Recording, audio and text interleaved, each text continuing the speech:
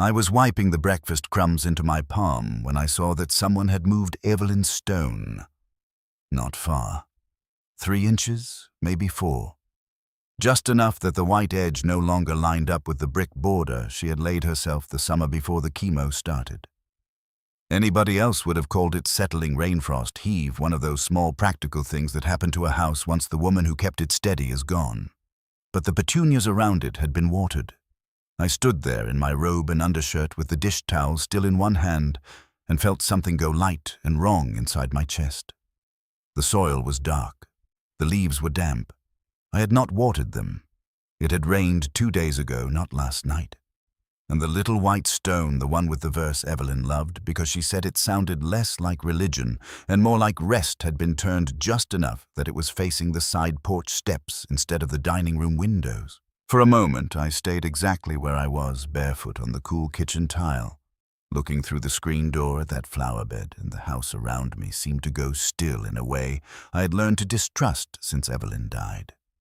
Not silence, exactly. The refrigerator still hummed. The old wall clock near the pantry still ticked. Somewhere in the den, a floor register gave a tired metal click as the heat came up. But all of it felt as if it had taken one step back and was waiting to see what I would do next. I dried my hand on the towel and opened the side door. The morning had that thin Ohio brightness that makes everything look honest for 10 minutes before the day decides what it really is. Our house sits on a corner lot in Ashburn, the old side of town, where the maples are older than some marriages, and the sidewalks buckle just enough to remind you who poured them. White-clappered green shutters, front porch, not quite as wide as Evelyn always wanted. She used to say the porch made the house look like a polite man keeping his elbows tucked in. She liked a house to breathe a little. The side porch was hers more than mine. Not because I was forbidden from it, nothing in this house was ever forbidden, but Evelyn had a way of making certain spaces answer to her without anybody having to say so.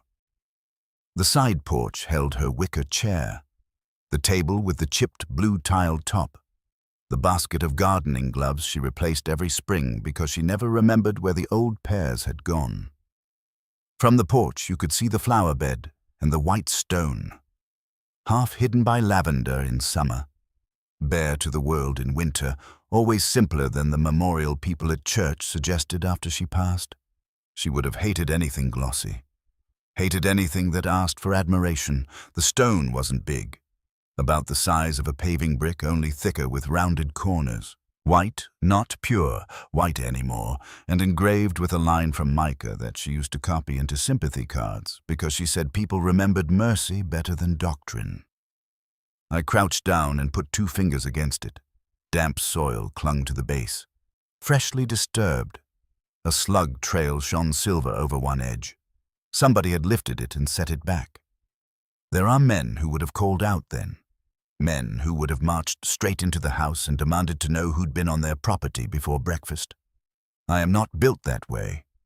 Maybe I should have been.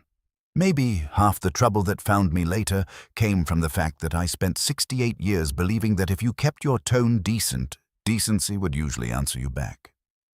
I turned the stone gently until it lined up with the brick border the way Evelyn liked it. Then I pressed the damp soil in around it with the side of my hand and stood up slower than I once could. I had been a high school history teacher for 37 years. Not one of the funny ones kids quote at reunions. Not one of the bitter ones either. I taught Reconstruction and the New Deal and the ordinary, humiliating ways power dresses itself as order. Retired 6 years ago. Buried my wife 4 months and 11 days before that morning by the stone.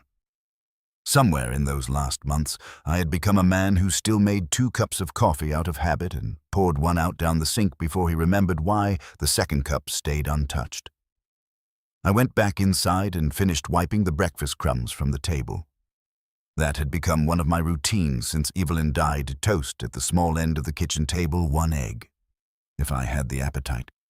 Coffee 2 strong, crumbs into my palm, counters wiped in a clockwise circuit beginning at the stove and ending at the side door. I do not know when grief becomes routine. One day you are surviving an hour at a time, and then a few months later you notice you have developed an order for cleaning the counters, because order is easier than deciding whether to cry.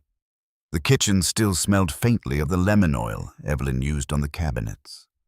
I had gone through half the bottle in those first weeks because I thought if the house kept smelling like her hands, I might not lose my footing entirely. That smell had become fainter now, threading itself through newer odors: coffee dish soap, cold air from the mud room, the beef barley casserole someone from church brought 2 nights before. People had fed me steadily after the funeral. They had fed me with the earnestness of people who do not know what else to do with death. Aluminum pans, soup containers, loaves wrapped in tea towels. Love comes in a lot of inconvenient shapes when you are grieving. You learn to be grateful even while your freezer fills up with food your wife would have seasoned differently. I stood by the sink with my coffee and looked around the kitchen the way I'd been doing more often lately, as if I were checking whether the room still belonged to me. The table was oak-scarred near the far edge from where Daniel dropped a scout knife 40 years ago. Evelyn had never sanded that mark out. Said a family table ought to carry proof it had survived one. The curtains over the sink were the pale blue ones she made from an old set of guest room sheets because she liked the color and refused to spend money on kitchen nonsense, which was what she called anything pretty she had not made herself. On top of the refrigerator sat a basket of church bulletins I kept meaning to throw out. Next to the phone on the wall hung the little wooden key rack Daniel made in shop class, and Caleb, my son-in-law, had rehung recently because one of the screws had loosened. That last detail bothered me more than it should have. Not because the key rack was sacred, not because Caleb had done anything wrong by fixing it. It was a kind thing to do. The rack had been leaning forward for weeks. I had meant to get to it and hadn't. Still, when I looked at it that morning, I felt the same small misalignment I had felt at the stone. The hooks faced straighter now. The screws sat clean and bright against the old varnish. It looked improved in the way certain things do when somebody else's hands have been on them, more correct, less yours. I took my cup into the dining room. The dining room was the one room in the house that still held Evelyn almost whole. Not her body, not in some fanciful way. I'm too old for that sort of comforting nonsense. But the room had her order. The sideboard she polished every Thanksgiving. The leafed table she kept narrower than I preferred because she said people should feel close enough to hear one another without reaching. The long front window where afternoon light came in flat and honest. Through the open French doors you could see the side porch and the top of the memorial stone. If you sat in Evelyn's old chair second from the end on the porch side, I stopped in the doorway because the chair seats were wrong. Again, not dramatically wrong. Just one of those little domestic facts that go cold in your hands once you notice them. I had left 2 of the dining chairs angled out the night before, after heating soup and carrying the bowl in there because sometimes I liked to eat where I could see the side garden. This morning those chairs were pushed in, neatly, fully, as if the room were expecting company or had already finished with it. I set the cup down on the sideboard and stood there longer than a reasonable man should have stood there looking at chairs. Then I remembered Caleb and Laurel had been over yesterday afternoon. My daughter Laurel lives 20 minutes away across town in a newer subdivision with one of those developments where all the houses look related but none of them look like they know each other. She is 41, works part-time at the church office, and inherited Evelyn's face without her stillness. Caleb is 42 and has the sort of manner people describe as capable when they mean reassuring.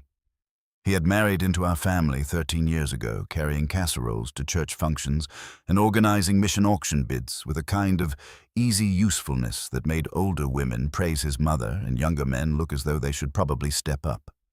He worked in community development, one of those titles that can mean either practical, neighborhood good, or very expensive trouble, depending on who is using it. Since Evelyn died, he had become even more present, not overbearing. That would have been easier. Overbearing men announce themselves. Caleb did not announce. He appeared. He remembered things. He fixed the key rack, replaced a loose porch bulb, took it upon himself to bring handymen by for small jobs when he thought I'd put them off too long. He used phrases like making things lighter on you and keeping the place workable. If I bristled, I felt ungrateful before the feeling had finished forming. Laurel had called the evening before to say they were dropping off a fresh church directory and one of the meal train coolers someone forgot to collect after the funeral month. I had been out back checking the gutter line when they arrived. By the time I came in, Caleb was already in the kitchen rinsing out the cooler as if he had always belonged at my sink. He smiled when he saw me and said, "Just trying to keep this house in good shape for its next season, Tom." Its next season. At the time, I had let it pass. He could have meant winter. He could have meant the months after grief. He could have meant absolutely nothing except that kind of broad, encouraging talk people use when they don't know what to do with a widower in a quiet kitchen. Still, I had heard the phrase and felt something in me give one hard, careful turn. Now standing in the dining room doorway, looking at the pushed-in chairs, I heard it again. I carried my coffee back to the kitchen and told myself to stop being ridiculous. That is one of the ways decent men get cornered, I think. Not by stupidity. Not even always by trust, by the lifelong habit of editing their own alarm before anyone else has to. Around 9, the phone rang. It was Reverend Hale asking if I was still coming to the Wednesday Fellowship supper planning meeting that evening. Martin Hale had been our pastor for nearly 16 years, long enough that I remembered when his hair was still mostly dark, and he could eat church chili without visibly regretting it later. Good man. Cautious with his opinions, which irritated people who wanted pastors to thunder but made him useful in grief. "I can come if you need a body to carry folding tables," I told him. He gave a tired chuckle. "I think we'll manage the tables. June Talbot wants help with the linens, though, and I suspect if I ask for volunteers she'll get 6 women and no men and then tell me that's what I deserve. Then I'd better come save you from your own administration. That's the spirit," he said. Yes. His voice changed in that small, careful way people's voices changed around me now, as if my name had become a steep step they ought to warn me about before I took it. "You doing all right this morning?" I looked through the side door glass toward the flower bed. "I'm vertical," I said. He laughed softly, but not too much. "That'll do." After I hung up, I stood with my hand on the receiver and thought about telling him someone had been in the garden or maybe only touched the stone, and how foolish it sounded even in my own head. By 10:30, I was in the study. The study had once been a spare bedroom and still thought of itself that way. Narrow, a little cramped shelves, 2 full one-wall papered in old student thank-you notes and photographs Evelyn never let me throw out because she said old teachers lived too much in complaint and not enough in proof. My desk sat under the window facing the side yard. On the opposite wall was the file cabinet where house papers went to be forgotten until taxes forced me to remember them. Since Evelyn died, the room had become a slow-moving landing zone for condolences, church newsletters, insurance forms, leftover memorial cards, and all the paperwork that appears when a woman who kept a household dies, and the man she married must suddenly learn the names of systems she carried silently for 30 years. I went in there intending to find the church directory. Laurel dropped off. Instead, I found a cream folder I had never seen before. It lay square in the middle of the desk blotter, not tucked into a stack, not half hidden under anything, just placed there, the way waiting room magazines are placed to look accidental and be seen immediately. On the front in dark blue print were the words, "Grace Life Community, Elder Care. Resources." Under that smaller, "Peace of Mind Planning for Home Legacy and Transition." I stayed standing. The room was warm from the afternoon sun coming through the window. Dust floated in the light above the desk. Somewhere outside, a leaf blower started up and whined through 2 uncertain passes before cutting off again. None of that mattered. What mattered was the folder's position on my desk and the fact that I had not put it there. I opened it. Inside were neatly arranged pamphlets and worksheets, home safety checklist, community volunteer assistance sign-up, faithful legacy conversation guide, burden reduction through stewardship planning, a card for a local senior relocation consultant, notes clipped together with a yellow paper fastener, not notes in my handwriting, not even notes written on my paper. Caleb's hand was clean and slightly right-slanted, and I recognized it by the tidy way he made capital letters look almost architectural. Things to discuss with Tom when timing feels gentle.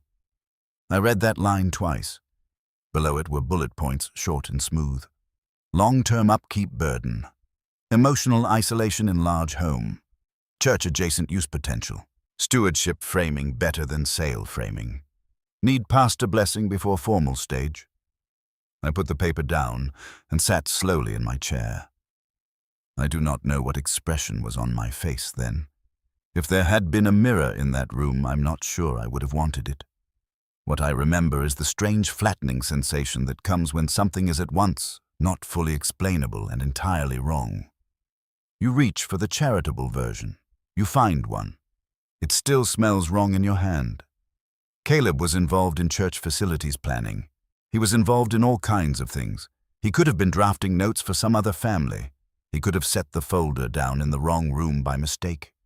Tom could have been another Tom. There were 3 in our congregation if you counted Thomas Gregory, who pretended to dislike being called Tommy and always brightened when somebody did it anyway.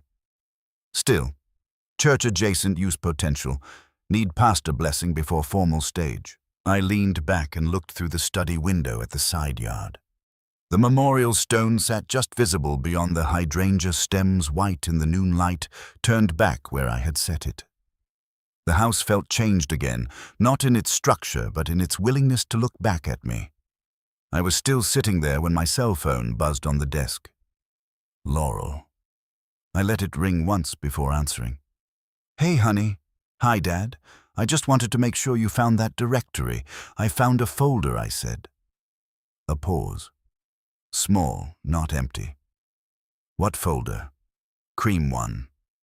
Elder care resources. Peace of mind planning."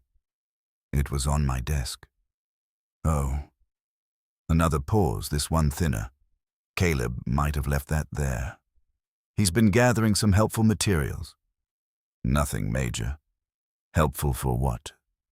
Well, I heard cabinet doors in the background, one of my grandsons asking where his cleats were, Laurel muffling the phone to answer him. Then she came back. "Just ideas, Dad. You've had a lot on you. I'm aware of that. I didn't mean—" "No, I know you didn't.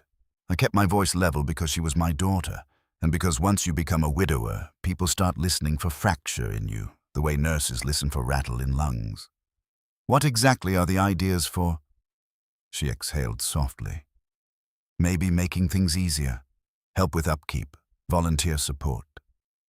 The church has been talking more about aging in place resources since Mrs. Donnelly fell last winter. I haven't fallen. I know that. I'm not moving."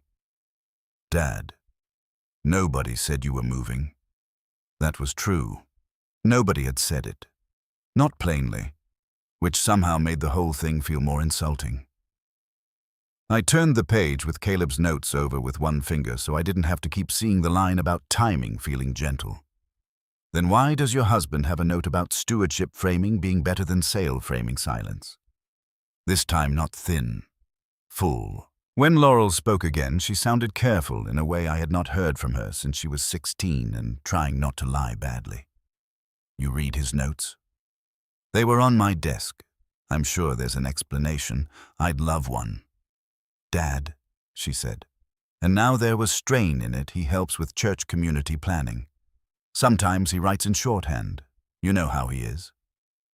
I looked down at the paper at the line about pastor blessing before formal stage, and something cold moved through me because she had not denied the notes were Caleb's. She had only stepped sideways around them. "I do know how he is," I said. "Please don't turn this into something harsh." That landed harder than perhaps she meant it to, because harsh was not the word for what I felt. I felt embarrassed. I felt handled. I felt as if I had walked into a room in my own house and discovered that everybody else had been using it for a meeting I had not been invited to. "I'm going to the supper planning tonight," I said. "We can talk after." "Dad, we can talk after." I hung up before she could start smoothing it again. For the next hour, I did what men do when they are afraid of thinking too clearly. I did chores. I checked the mailbox. sorted coupons from bills, took out the trash, tightened the side gate latch, though it didn't need tightening, heated half a bowl of the beef barley casserole and barely tasted it. Every room I entered seemed to have shifted half an inch in allegiance, the kitchen especially. That was where Caleb was most comfortable. Not lounging, not sprawling. He was too tactful for that. But he settled himself into a kitchen as if helpfulness gave him title. Rinsed glasses, wiped counters, opened cabinets with the confidence of a man who had been told where plates belonged. Evelyn used to say you can tell whether a guest respects a house by whether he asks the room permission with his hands. Caleb's hands never seemed uncertain. I had not thought much about that before. At 5:30, I put on the brown sport coat Evelyn used to call my funeral jacket for the living, and drove to church. Grace Life Community sat 4 blocks off Main Street in a brick building renovated twice and loved in every direction. Fellowship Hall, downstairs classrooms along one-wing sanctuary, modest and wood-toned office windows always half-lit. The parking lot smelled faintly of wet leaves and coffee grounds when I got out.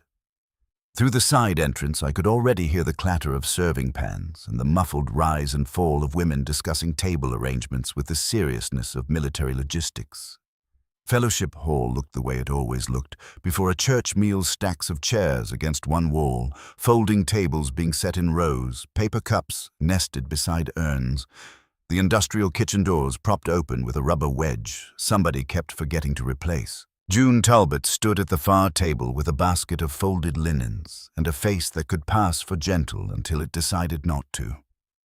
"Thomas Avery," she said when she saw me. "A man. We've been saved." "Don't oversell it," I said. She handed me a stack of cream tablecloths. "Fold those lengthwise and don't pretend you know better than I do." June was 72 and had the particular composure of women who spent their lives doing useful things while men called meetings about them. White hair cut short around the ears, no nonsense in her clothes, hands always busy. She and Evelyn had quilted together for years without ever once sounding sentimental about it. After the funeral, June had brought a ham, set it on my counter, looked me full in the face and said, "Eat before people start asking whether you are." That was the kind of comfort I trusted. For a while, I worked beside her in ordinary silence. Tables, linens, napkin baskets, someone in the kitchen arguing mildly about celery, Reverend Hale carrying coffee urns as if they were liturgical objects. The room smelled of starch percolating coffee and the faint sweet tang of lemon bars cooling somewhere nearby. It should have felt safe. Instead, I kept hearing that word. Stewardship. Caleb arrived 20 minutes later, carrying 2 banker's boxes and smiling like a man delighted by obligation. He greeted June, clapped Martin lightly on the shoulder, nodded at me, with exactly the right blend of warmth and deference. "Tom, glad you made it. We're talking a little tonight about some of the legacy support ideas too, if everybody has the energy. Very informal." I looked at him over the napkins in my hand. Legacy support for what? For members carrying more house than they need, mostly. Options, connections. Volunteer care, possible shared use models down the road. Gentle things. He smiled, not defensive, almost pitying of my caution. Just looking ahead with kindness. June went still beside me. Looking ahead for whom I asked, for anyone who might benefit. Caleb set the boxes down on the side table and began removing folders from them. Cream folders, the same cream. Church family's age needs change. Sometimes people want to think in terms of blessing, not burden. There is a kind of sentence that tells on itself by how beautifully it avoids the truth. Caleb had a gift for those. Before I could answer, Martin called him over to help with the projector cord. Caleb moved away easily, leaving behind the smell of cold evening air and his aftershave, something clean and expensive enough that you only noticed it when he passed close. June kept folding napkins. So, she said after a moment, he started saying it out loud. I turned to her, saying what? She did not look at me yet. Stewardship. He left a folder on my desk. Now she did look at me. Not startled, not pleased, more like a woman confirming an ache in her knee from the weather she already felt coming. What was in it? Elder care resources. Planning language. Notes. Whose notes? Caleb's. June folded one more napkin with unnecessary precision. Did he use the phrase burden reduction? Yes. Peace of mind transition. I felt the back of my neck tighten. Yes. Church-adjacent use, I said, nothing for a second too long. June set the napkin down. Around us, the fellowship hall went on being a fellowship hall. Chairs scraped, silverware clinked in bins. Somebody laughed too loud at something not very funny. Caleb was by the projector screen now, helping Martin untangle a cord patient as a saint in a brochure. June lowered her voice. My brother Warren lost 90 acres outside Chillicothe to a group that talked just like that. I stared at her. She picked up another napkin, though she did not begin folding it. Not church people exactly. Adjacent, always adjacent.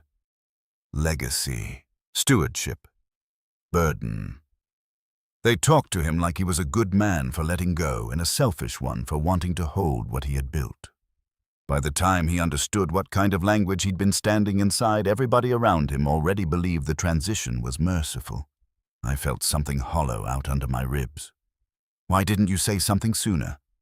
Because until tonight I was praying I was wrong. She slid the napkin flat under her palms. And because a widow or widower can get surrounded by help after a death, and sometimes the help is only help. I wasn't going to poison your mouth against every casserole in this church on a hunch. I looked toward Caleb again. He laughed softly at something Martin said, then bent to adjust the cord with that same efficient patience he brought into my kitchen. My son-in-law. My daughter's husband. The man people kept describing as a blessing. June's voice dropped lower. Mr. Avery.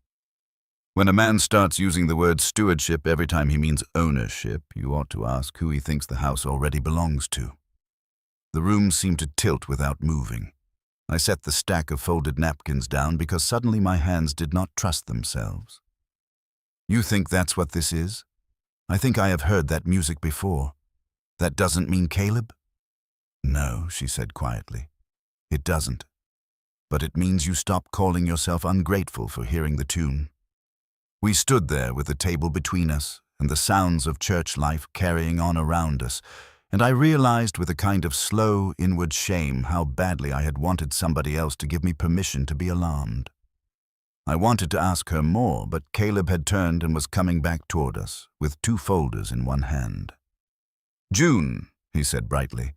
I put the sample packets over by the coffee station. Tom, I'd like your thoughts later, if you've got a minute. I think some of these ideas could really preserve the blessing of a property without forcing hard choices too early. Preserve the blessing of a property. He said it directly to my face and smiled. I do not know what showed in mine then.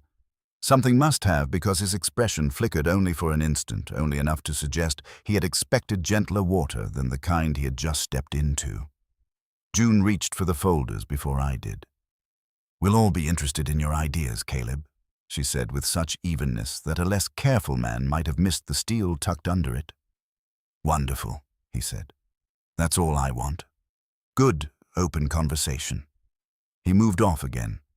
June looked down at the top folder in her hands, then at me. Go home after this, she said, and don't throw anything away. I drove back in the dark with the church parking lot lights shrinking in the mirror, and June's words sitting beside me like a second passenger. The house was black except for the porch light and the lamp I had left on in the den. When I unlocked the side door, the kitchen smelled faintly of coffee and old onions. And the clean cold of an empty evening. I stood there a minute listening. There are times a house greets you and times it waits to be interpreted. This one waited. I carried the cream sample packet June had quietly slipped into my coat at the end of the evening into the study, and turned on the desk lamp. The yellow light spread over the blotter. The file stacks, the folder Caleb had left the framed picture of Evelyn and me on our 25th anniversary, with both of us looking younger than I now remembered being. I set June's packet beside Caleb's. At first, all I noticed was the age of the paper.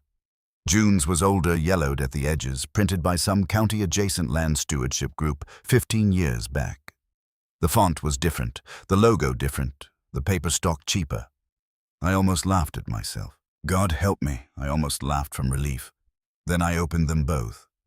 Burden reduction through stewardship planning. Peace of mind transition conversation. Legacy use assessment. Faith-aligned property continuity. I sat down very slowly. The words were not similar. They were the same. Not everyone. Not perfectly line for line, but the same in the way a second voice, singing slightly under the first, is still the same song once you know how to listen. I turned pages. More of it. Timing language. Family softness language. Blessing language. Framing notes about avoiding the distress vocabulary of sale and transfer. A yellowed page from June's brother's packet with a line circled in blue ink years ago, stewardship framing better than sale framing. My breath went shallow. Not because I was panicking, something colder than panic. Recognition without a place to set it down. On Caleb's note page in that clean right-slanted hand was the line I had read earlier. Need pastor blessing before formal stage. On June's brother's old packet typed beneath a heading called Relational Readiness. Markers. Were the words, Clergy affirmation useful before formal stage. I looked from one page to the other, then beyond them to the dark window where the glass gave me back my own face at 68, tired, decent, no longer certain what had already been said about him in rooms where he had thought himself loved. The study smelled of dust and lamp heat and paper that had sat too long in drawers. Somewhere in the house, the pipes gave a soft knock. In the garden outside beyond the black glass, the white stone sat where I had straightened it that morning. And for the first time since Evelyn died, I understood that the danger in my house might not be a stranger trying to get in. It might be people already speaking as if I were on my way out. I sat there a long time with June's packet open beside Caleb's. Both of them, spread under the study lamp like two versions of the same prayer said for different reasons. The house had gone quiet around me in the way houses do after 10 when the pipes settle and the refrigerator sounds too loud and every room seems to wait for the next decision you make inside it. I read the pages again because I did not trust my first reading. Then a third time because I did not trust myself. By the fourth, it was no longer a question of whether the language matched. It was a question of how many times Caleb had sat in this house at this desk, or my kitchen table, or the dining room with the French doors open toward Evelyn's garden, and said those words out loud while I nodded like a man being cared for. Peace of mind transition, burden reduction, stewardship framing better than sale framing, church-adjacent use. I closed both folders and laid my palms flat on top of them. Evelyn used to do that when a room needed settling. Both hands on the tablecloth or countertop, light pressure, as if the house itself could be calmed by touch before company came in. I had remembered the gesture for years as tenderness.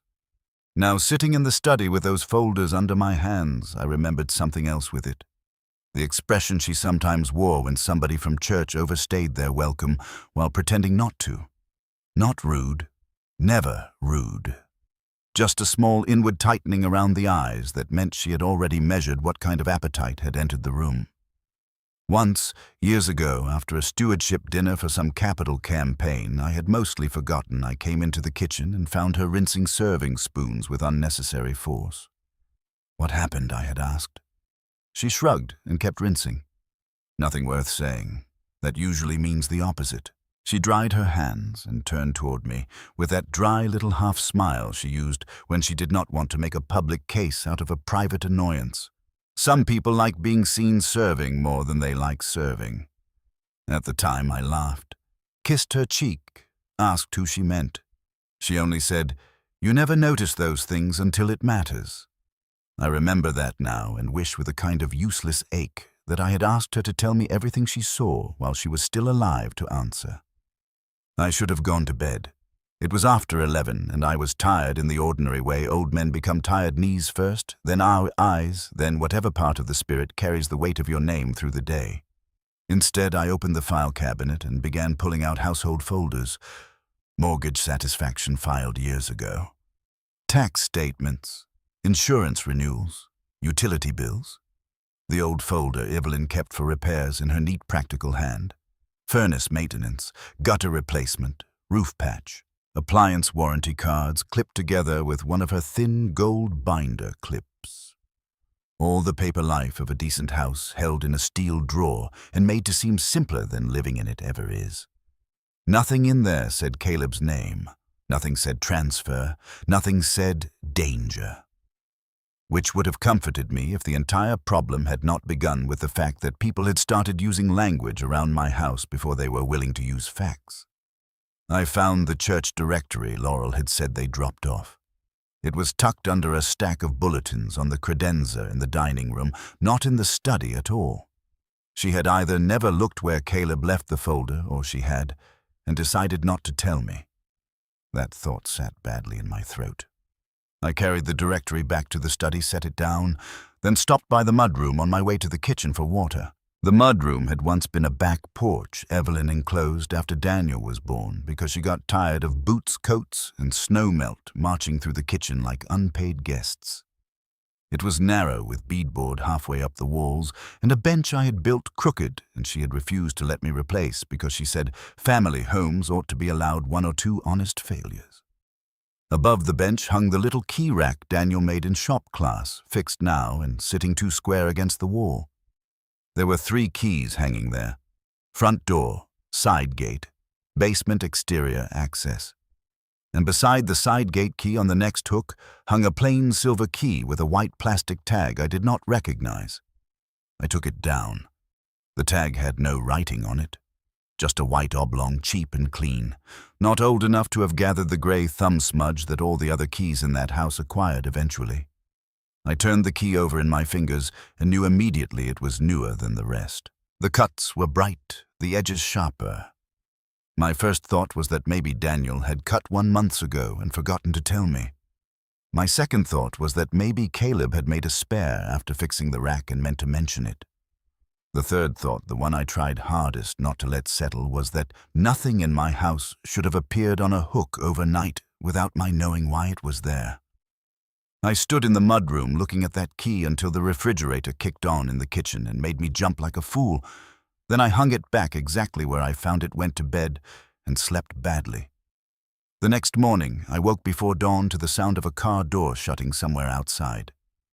I lay still. In the months since Evelyn died, sleep had lost the clean edges it once had.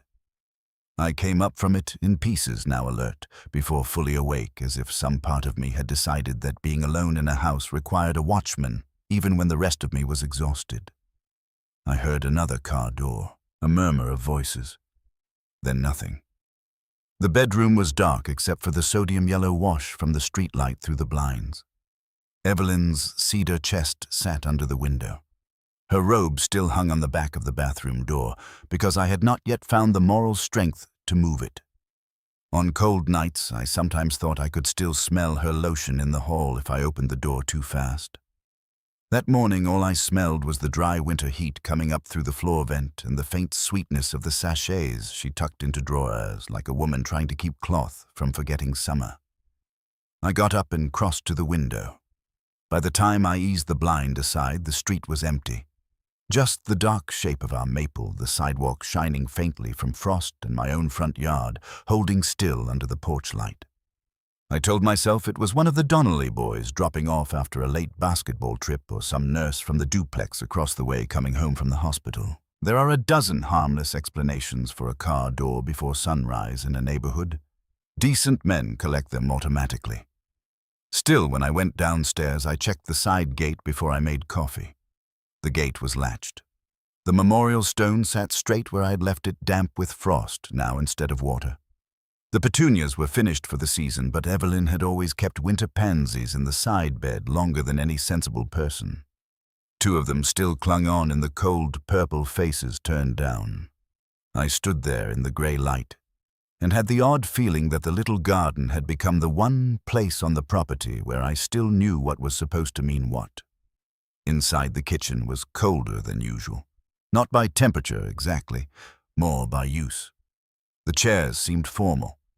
The counters too clear in the wrong places, cluttered in the wrong ones. Someone, probably me, but I could not remember it, had moved the fruit bowl from the middle of the table to the side counter. The church supper leftovers were stacked more neatly in the refrigerator than I would have stacked them. These were the sort of details that make a man feel ridiculous if he says them out loud. Yet I'd begun to understand that houses do not become strange all at once. They become wrong by inches. I made coffee and stood with my mug at the sink looking out at the side porch. The Fellowship Hall packet lay in my coat pocket where I had left it. Caleb's folder waited in the study. The plain white-tagged key hung in the mudroom, and because my mind had finally moved from hurt toward work, I started doing something I should probably have begun days earlier. I began listing things, not in a detective way. I have no talent for drama when ordinary paper will do. I tore a sheet from the yellow legal pad by the phone and wrote in block letters, because Evelyn said my cursive looked like a man falling downstairs. Words, access rooms, papers. Under words, I wrote stewardship, peace burden next season, blessing future use. Under access, I wrote key garden study folder, volunteers. Under rooms, I wrote dining room chairs, study desk, mudroom. Under papers, I wrote Caleb notes, June packet directory, not in study. Then I stared at the list and felt for the first time since this business began to press on me, not calmer but more anchored. Fear inside a man feels shapeless until he gives it edges. I spent the morning pretending to do other things while really paying attention.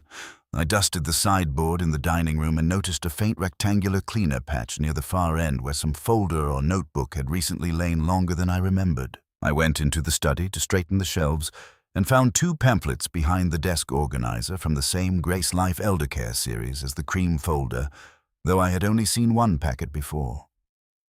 I checked the recycling bin under the sink and found the torn-off corner of an envelope addressed not to me but to Caleb Mercer, care of Grace Life Community Church, with the return address from a county aging resource collaborative in Columbus. Nothing criminal, nothing even necessarily wrong. But it had been in my kitchen trash. At 11, the doorbell rang. I looked through the front window before opening it and saw Mrs. Donnelly from across the street holding a covered plate.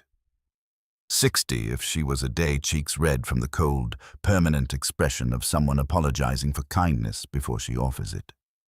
"Peanut butter blossoms," she said as soon as I opened the door. My grandson made too many, and I told him Mr. Avery needed saving from whatever we all left in his freezer. I took the plate and thanked her. She stood on the porch longer than necessary, in the way neighbors do when they have partly come to check on you and partly hope not to seem like they have. "You getting enough help?" she asked. The question would not have troubled me a week earlier. Now it carried a different weight. "I'm getting a good deal of it," I said.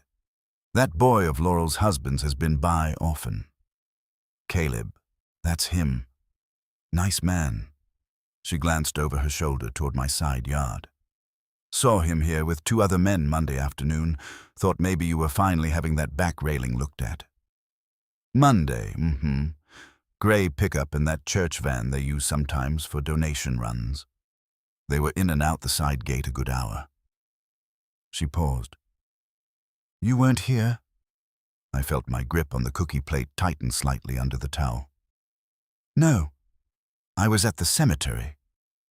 "Oh."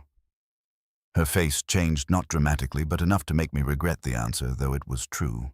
Monday afternoons I had begun driving out to the cemetery because it was the one time the place was quiet. "Well," she said quickly, "I'm sure they were doing something helpful." "I'm sure they were," I said.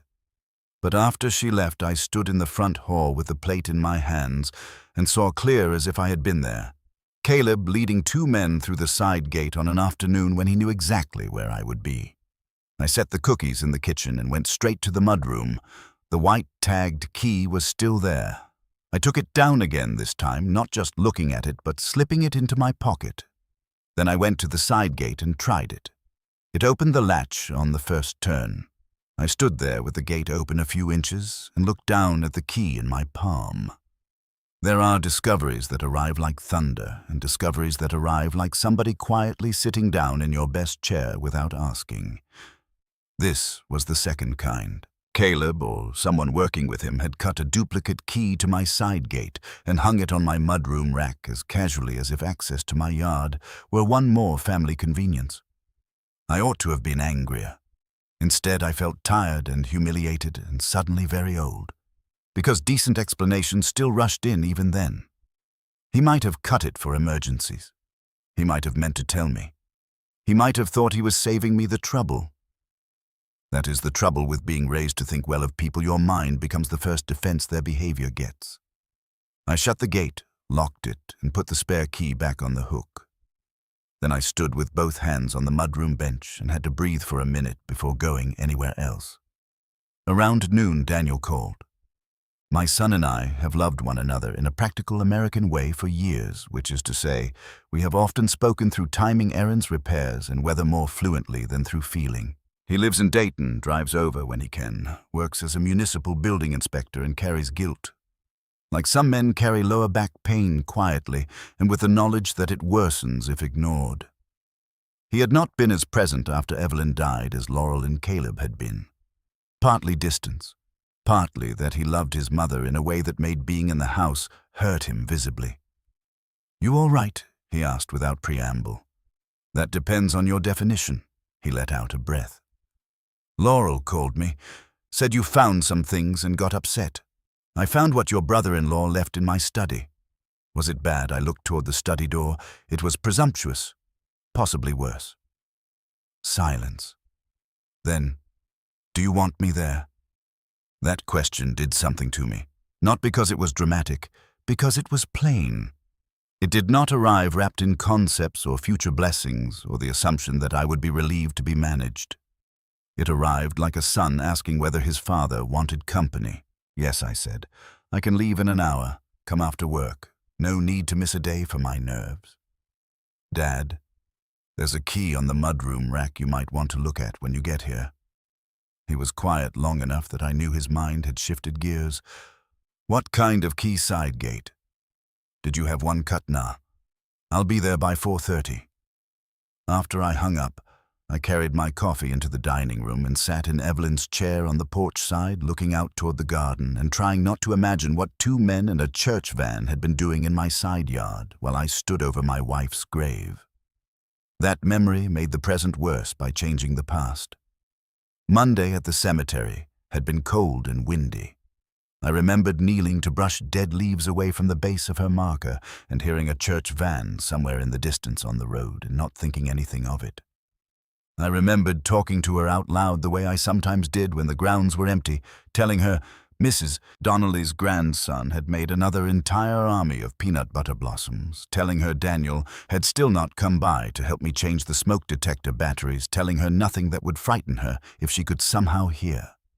All the while, Caleb had perhaps been inside my gate with 2 men moving through the yard.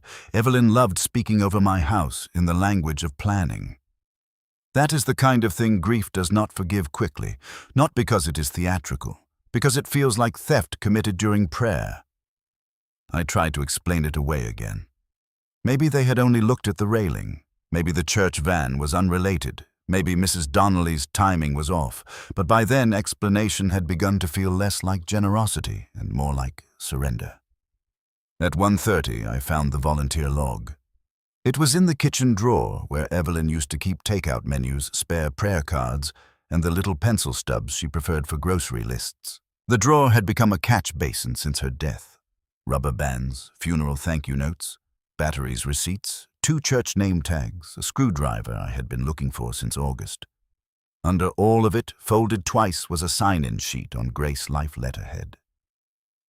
Seasonal support rotation. My name was typed at the top. Below that, categories: meals, home check-ins, minor maintenance paperwork, assistance, prayer visits, ground support. There were names and dates. Not many, which almost made it worse. Enough to be organized, not enough to feel official. Laurel, Meals Caleb, maintenance/coordination. Martin Hale. Visits June Talbot. Meals Donnelly, Rebecca. Desserts. Mercer Caleb. Grounds/volunteer point. Hale Martin. Transition conversation, pending. Transition conversation, pending. I sat down at the kitchen table so abruptly the chair legs scraped. The line might have meant anything. I knew that. It might have been about whether I needed more help, whether I wanted somebody to talk to about downsizing eventually, whether the church committee wanted to check in. But there it was again, the same current under the words, the same assumption that my life in this house had become a stage towards something others were already naming. And Martin Hale's name was on it. That hurt in a different way. Not because I believed Martin was in league with Caleb, not then, but because it meant more people had at least stood near the language than I had wanted to believe. I folded the sheet carefully, slid it into the cream folder, and sat for a minute with my hands flat on the table. The kitchen clock ticked. A truck changed gears on Main. From somewhere down the block came the high clatter of somebody dropping a garbage can lid. Ordinary sounds, house sounds, neighborhood sounds. None of them reached me cleanly. When Daniel came at 4:23, I knew it was him before he knocked because his truck door always shut harder on the second swing than the first. He came through the mudroom in his dark work jacket with his badge clipped at the belt, and that same tired, intent face he had worn since he was 12, and trying to understand why grown men built porches out of green lumber and then acted surprised when they warped. He stopped 3 steps in and looked at me properly. "You look like hell. You don't have to sweet-talk me just because I'm old." He hugged me then, quick and hard, one arm around the shoulders, the kind of hug men give when they mean a great deal and would rather not narrate it. When he stepped back, his eyes moved around the mudroom once before settling on the key rack. Which one I pointed. He took down the white-tagged key and turned it over the same way I had. New cut, so I learned. He looked at me. "You tried it?" "Yes." He nodded once. Not surprised. That bothered me. I led him into the kitchen where I had the folders, the volunteer sheet, and both packets spread across the table. He took off his jacket, draped it over the chair, and bent over the paperwork without speaking for a full minute. That was Daniel at his best, and worst he went still when other men performed concern. Finally, he tapped the yellowed packet from June. Where did this come from? Her brother lost property to a similar setup years ago. And this one he touched. Caleb's folder was left in your study, yes. He read longer, turned pages, picked up the volunteer sheet. His mouth tightened slightly at Martin's name, then more noticeably a transition conversation pending. "I don't like this," he said. I had not gathered. I really don't like it. He straightened and looked toward the doorway leading into the dining room. "Has Caleb had people in here?" "Apparently Monday." "Without you home, Mrs. Donnelly said she saw a church van." Daniel turned in a slow circle, eyes moving across the kitchen mudroom and dining room beyond. The old teacher in me wanted to ask what exactly he was looking for. The father in me already knew he was reading use. He walked into the dining room. I followed him. The evening light had begun to thin, laying a grey-blue wash over the table and sideboard. Daniel went first to the French doors, then to the far wall near the sideboard, then to the doorway between dining room and kitchen. He crouched at the base trim, touched something, rubbed his fingers together. What I asked. He stood. "Pencil. Pencil." He pointed to the right side of the doorway casing just above waist height. 3 faint marks, each not more than half an inch erased, almost clean, but still there if the light hit them right. "Measurement marks," he said. "Maybe width, maybe sightline reference, maybe placement." Somebody started them and tried to wipe them. I stared at the casing as if marks might turn into words if I looked hard enough. That could be from anything I said automatically. "Sure." He nodded. "Could be. But paired with the planning packet and the gate key and the Monday visit, I don't love it." He moved to the sideboard and opened the top drawer without asking the one where Evelyn kept place cards. old church directories, condolence envelopes, and what she called receiving things. A phrase I had always found faintly ridiculous until after her funeral, when I understood she meant all the small tools that helped a house welcome people without fuss. Name cards, thank you stationery, cocktail napkins. We never used a guest notebook with neat little columns for dates and dishes and who preferred decaf. Daniel lifted the notebook. Can I? It's your mother's. Not mine to deny. He opened it. Evelyn had kept the notebook for years, not because she was obsessive, but because she liked to remember practical kindness. When the Hales came, Martin no onions. Ruth herbal tea. When June came, no sugar in coffee seat away from the vent. When Laurel brought the boys, one always spilled milk and one lied about it before being found out by the smell. It was the kind of domestic intelligence men often mistake for effortlessness because they have not watched how much noticing it takes. Daniel turned pages, then stopped. What? He angled the notebook toward me.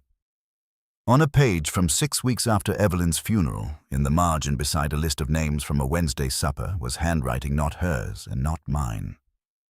Talk to Caleb, Heritage Garden photo / possible community memory feature. The writing was Laurel's. I knew it because she still made her lowercase g's the same peculiar way she did in high school, looped too narrow. For a second, I did not feel anything.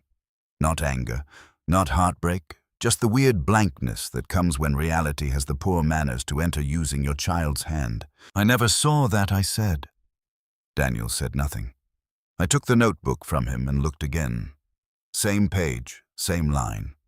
Heritage Garden photo, community memory feature.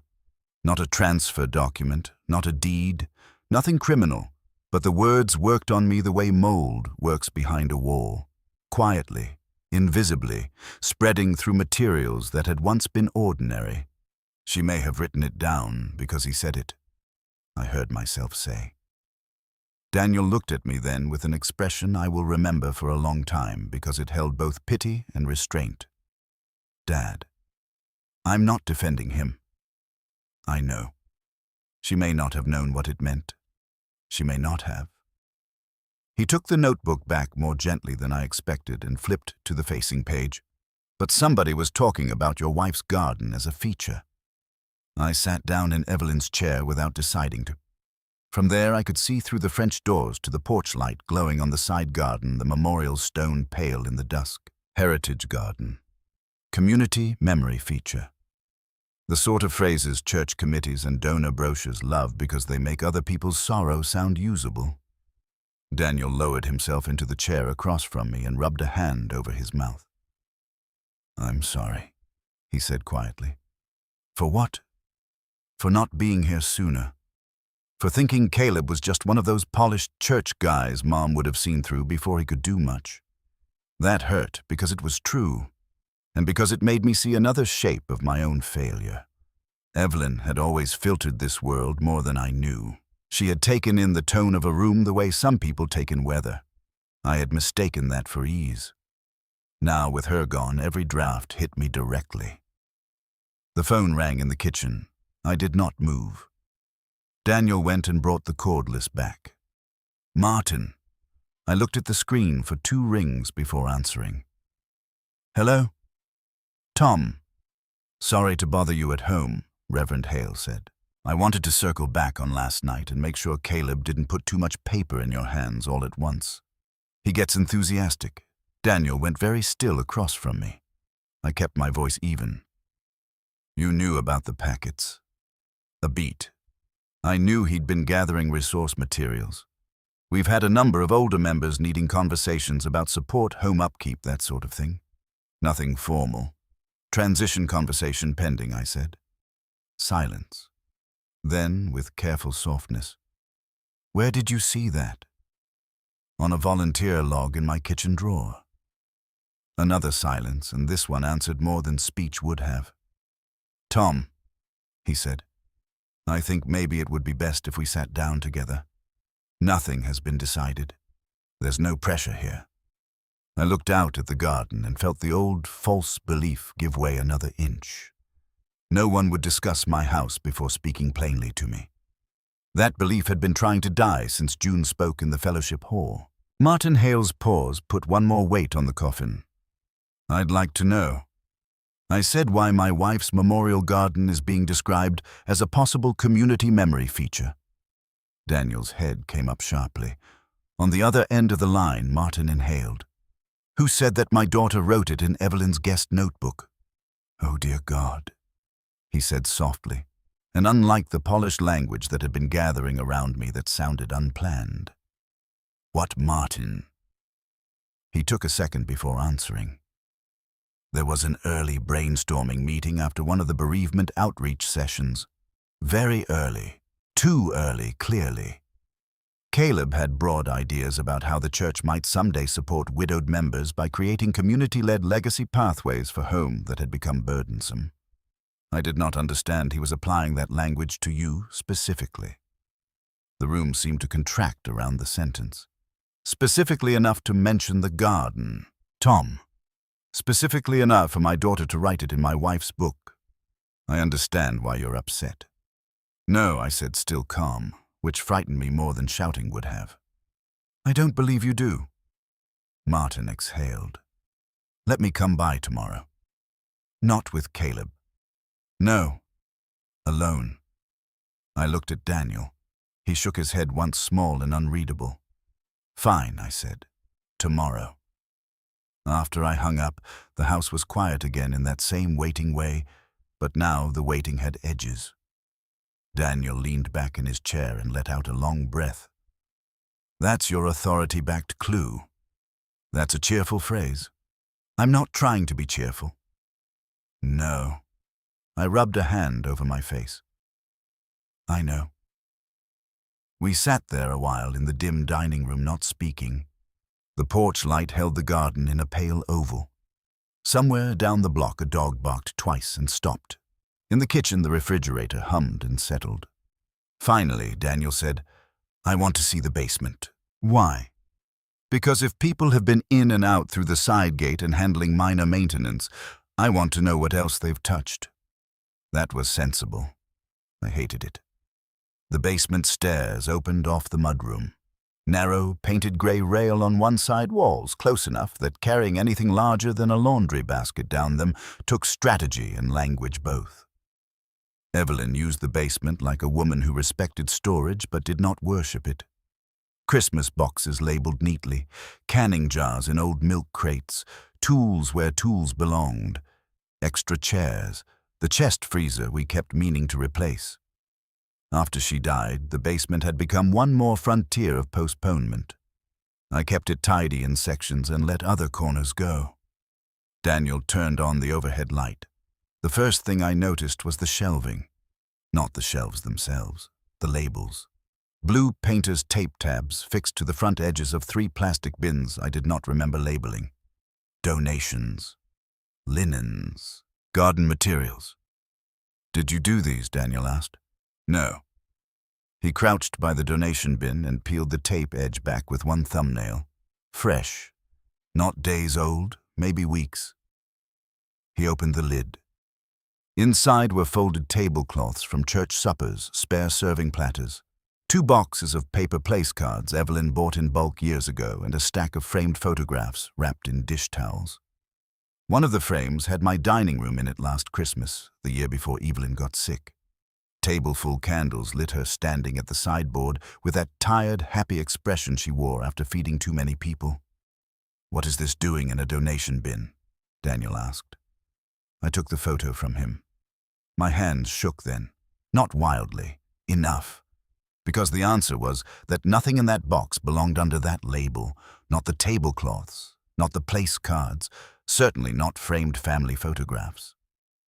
Somebody had started sorting my house conceptually before they had any right to sort it physically. Donations, linens, garden materials, categories of a place being prepared for use, redistribution, restoring. I set the frame carefully on the workbench and felt sick. Daniel opened the second labeled bin. Linens held more than linens. 2 of Evelyn's guest quilts, extra dish towels, table runners, napkin rings, a basket of place cards. He did not look at me when he asked, "Has Laurel taken anything for church events lately?" "Not that I know of." The third bin. Garden materials held hand tools, stakes, empty terracotta pots, and a stack of laminated photographs. Daniel pulled them out. They were color printouts. Side garden from 3 angles, porch approach, dining room viewed through the French doors toward the garden. One image had faint crop marks in pencil at the edges. For a second, all the air in the basement seemed to go bad. Daniel said nothing. He didn't have to. I took one of the printouts and looked at my own house as if it belonged to somebody else. The memorial stone sat low in the frame, slightly off-center, flowers around it in bloom from late summer. Pretty. Dignified. Exactly the kind of image a careful man would choose if he wanted grief to look like a soft public virtue rather than a private wound. On the back in Caleb's hand were 3 words: Memory Garden Option. My knees did something uncertain then, and I sat down hard on the bottom stair before I could pretend otherwise. Daniel swore once under his breath. I looked around the basement at the bins, the labels, the sorted things, the printouts, and the whole room changed meaning at once. It was no longer delayed housekeeping. It was staging. Maybe tentative, maybe preliminary, maybe still deniable. But staging all the same. I heard Evelyn in memory as clear as if she stood beside the freezer saying years ago when we were cleaning out her mother's house. The cruelest part is how fast objects become categories once love isn't there to explain them. At the time, I thought she meant grief generally. Sitting on the basement stair with my wife's garden labeled as option material, I understood she had meant something more exact. Without love, or at least without the right kind of love, a house stops being a life and starts becoming inventory. Daniel squatted in front of me and put the printouts on the workbench one by one, careful even in anger. "I want you to call somebody tomorrow," he said. "Martin is coming." "Not Martin." "I know." He held my gaze until I nodded. "An attorney. An elder law person. Someone who deals with coercive transfer and property framing. I know a woman in Franklin County through a code case. Nora Baines. She's sharp."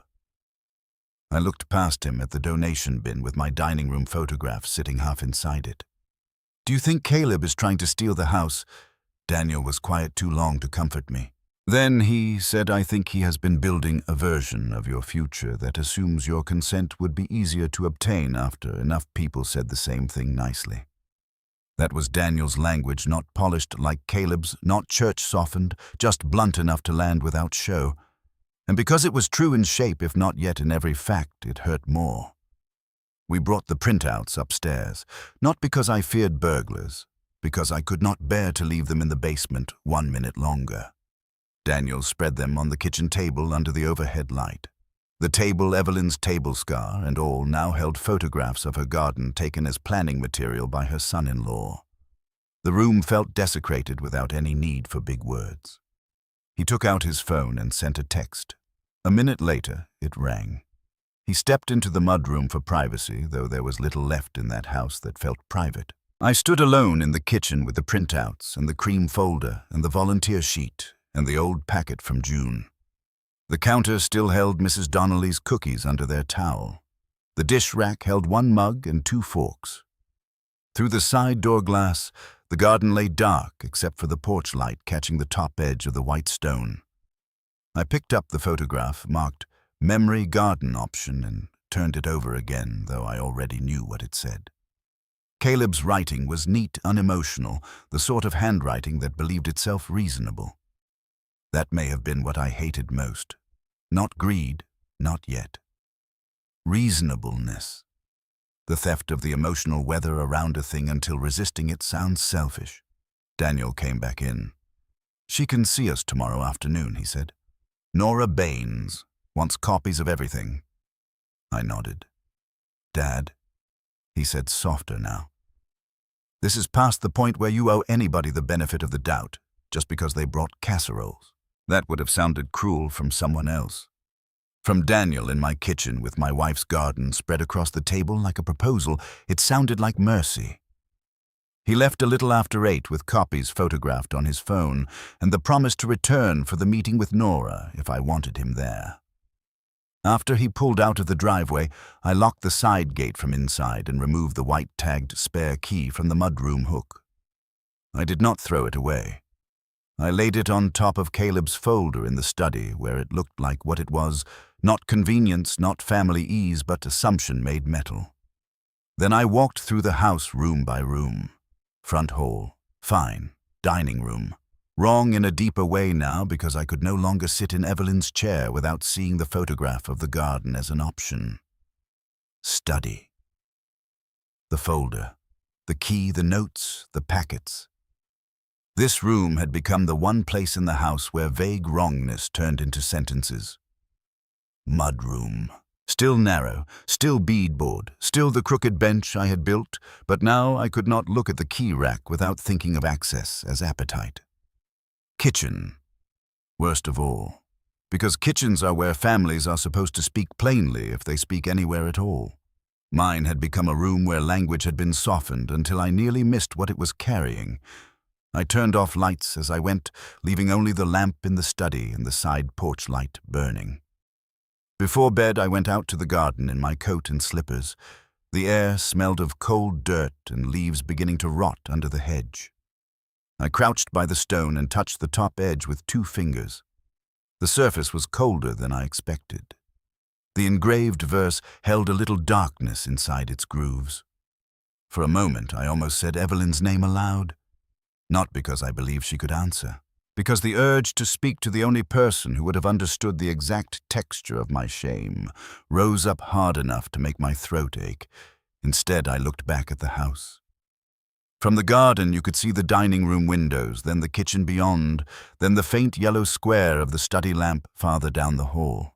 My house, my wife's rooms, my children's childhood, my own old age, such as I had imagined it carrying on there in decent quiet.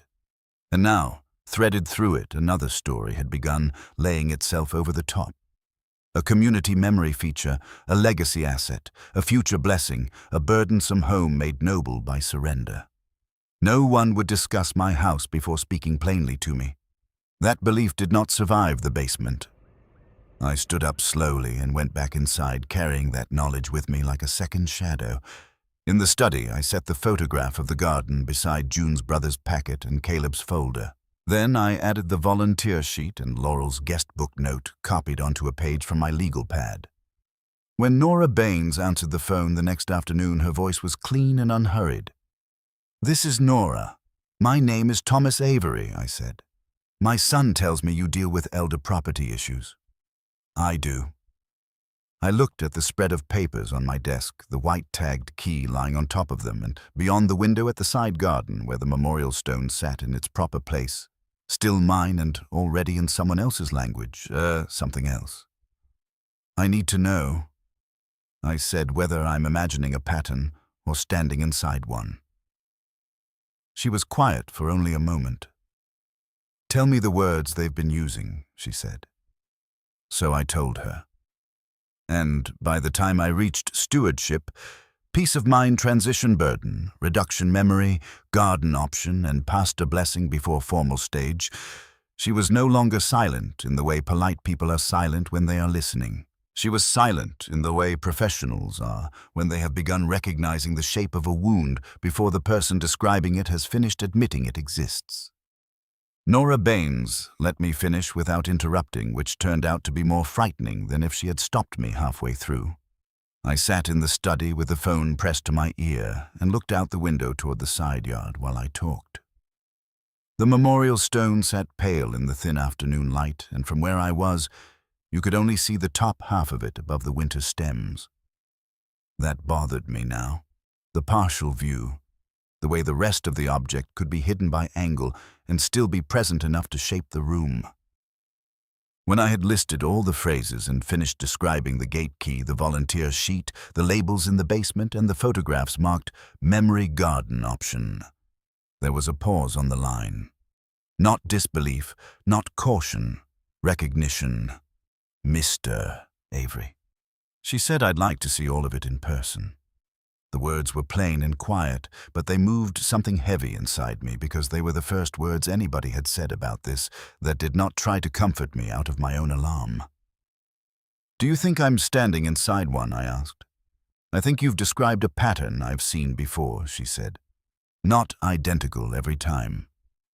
These people almost never repeat themselves exactly, but the framework is familiar. What framework a widowed or recently destabilized homeowner gets surrounded by help that gradually becomes planning. The planning becomes moral language. The moral language becomes social expectation. And by the time property documents appear, the person has already been softened to the idea that refusal would make them selfish." She did not rush. She did not heighten. That was what made it land. I sat back in my chair slowly. "They haven't put any transfer papers in front of me." "Not yet," she said. "That doesn't mean they're not building toward a stage where they expect the social atmosphere to do half the work."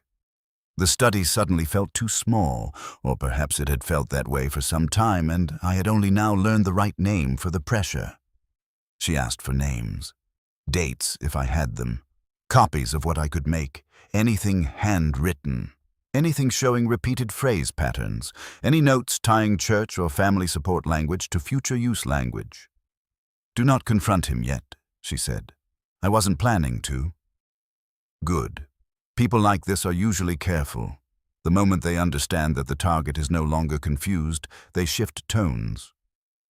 "What kind of tones gentler?" she said. "Sometimes sadder, sometimes offended.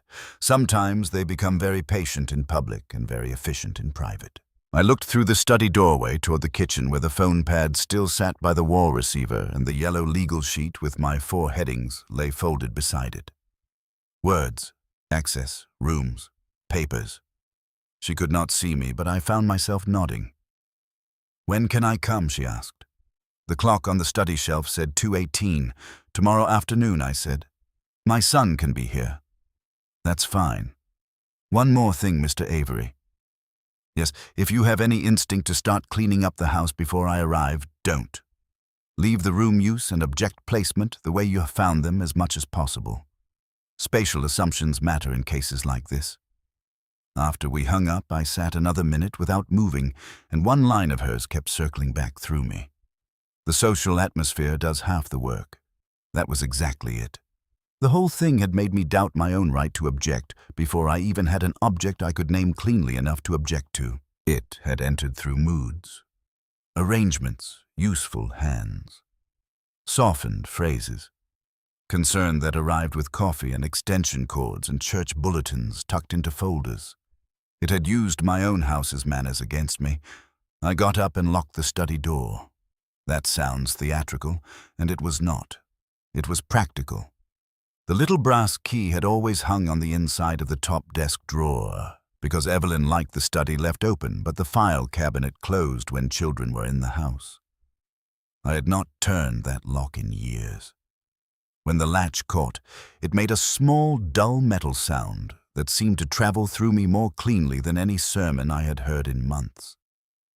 Then I stood in the study and looked around the room as if it had just changed rank. The shelves, the window, the narrow rug by the desk chair, the old class photos, the file cabinet, my legal pad, Caleb's cream folder, June's yellowed packet, the copied volunteer sheet, the white-tagged key laid on top. From that moment on, the room was no longer where I went to sort household inconvenience. It was where the lie had become legible. I slept little that night, not because I was afraid of intruders. Fear had narrowed by then into something older and meaner. I was afraid of chronology, afraid of how long a thing can be happening in plain view before a decent man admits the view has changed. In bed with the house quiet and the streetlight cutting pale lines through the blinds, I kept backing through earlier weeks and asking a different question than I had the day before. Not, is something wrong? How long has this been happening? That question touched everything. The folding table Martin and Caleb insisted on carrying in after the funeral luncheon, even though I told them twice it could wait. The extra stack of church directories Laurel had asked to leave in the dining room just for a day. The afternoon, Caleb replaced the porch bulb, and while he was at it, walked the side path, measuring the railing with his eyes and calling it common sense. The casserole trays with names taped to their bottoms, so they could be returned properly, the way people began sometime in the second month after Evelyn died, saying not when you're feeling better, Tom, but when things settle. There are phrases that mean rest and phrases that mean removal. They can sound alike until it costs you something to hear the difference. By morning, I had gone from hurt to method. I made coffee 1 cup this time and carried it not to the dining room, but to the study door where I unlocked. The room stepped inside and sat with the materials spread out exactly as I had left them.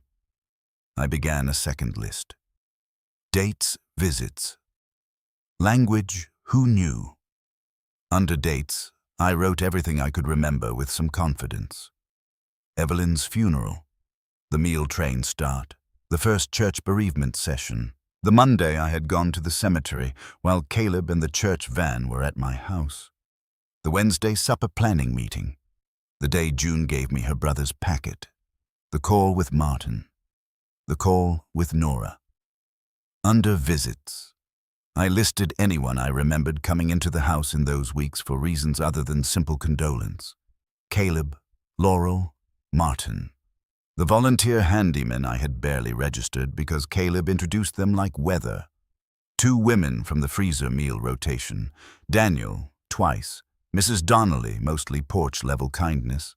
A ground support young man whose name I could not remember because he had spent 15 minutes checking the side path drainage and then vanished before I could offer coffee. Under language, I wrote down exact phrases wherever memory allowed. Stewardship, burden reduction, future blessing, next season, peace of mind transition, community memory feature, heritage garden, shared use possibility, future service. Who knew was harder? I wrote Laurel. Caleb. Martin. Unknown committee. Maybe no one clearly. Maybe more than I wanted. That last one I crossed out, though it stayed readable under the line. Around 9:30, Laurel knocked. Not rang. Knocked. 3 quick taps on the front door, then 1 more after a pause. The old family knock she had used since high school when she was trying to enter the house as a daughter, and not as a guest. I almost did not answer, but not answering would have been theater, and this story already had too much theater in it. I opened the door. She stood on the porch in a camel coat, hair pulled back too tightly, lips pressed together the way Evelyn's did when she was bracing for unpleasantness and refusing to call it fear. My daughter had always looked most like her mother when cornered by truth. Dad. Laurel. Can I come in? I moved aside. She stepped into the front hall and stopped there instead of drifting toward the kitchen the way she used to. That more than anything told me she understood some line had changed. The front hall still held Evelyn's umbrella stand, the framed watercolor of the church steeple somebody painted for our 25th anniversary, and the narrow maple table where she set condolence cards after funerals so she could write notes standing up if she was tired. Laurel's eyes moved across those things and then back to me. Caleb said you were upset, she said. Did he? He said you found planning materials out of context. I almost laughed at the phrase. Out of context, as if context had not been the primary weapon from the beginning. I found materials in my study, I said, and labels in my basement, and a key to my side gate, and photographs of your mother's memorial garden marked as an option. The words landed physically. I saw them land. Laurel's face did not collapse. She was too practiced a woman for that. But it shifted enough that for one brief second, I could see the smaller girl inside it, the one who had once broken a serving bowl and lied until the sight of my disappointment made honesty easier than continuation. Dad, please, she said softly. It is not what you think. There are few sentences in American family life that have done more damage than those 6 words said in a soft voice. What do I think? I asked.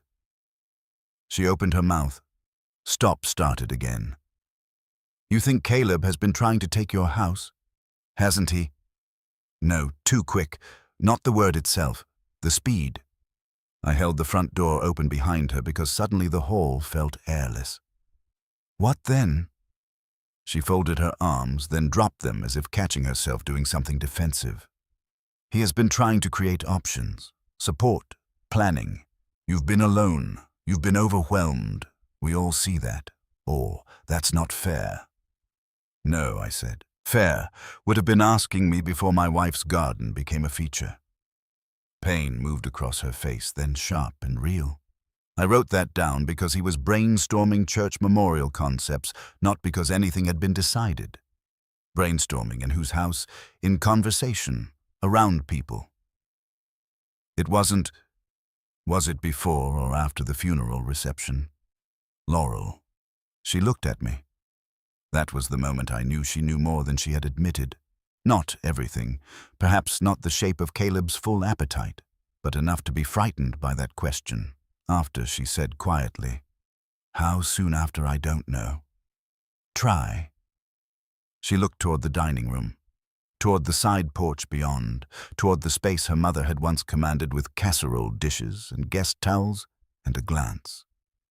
When she spoke again, her voice had gone thin with the effort of choosing the least damning truth available. Within a few weeks. A few weeks. It is astonishing how little sound a sentence makes when it is cutting an old memory open, because in those weeks I had still been standing at the kitchen counter in the mornings, with condolence cards propped against the sugar jar. I had still been telling people to take pie home because there was too much of it in the refrigerator.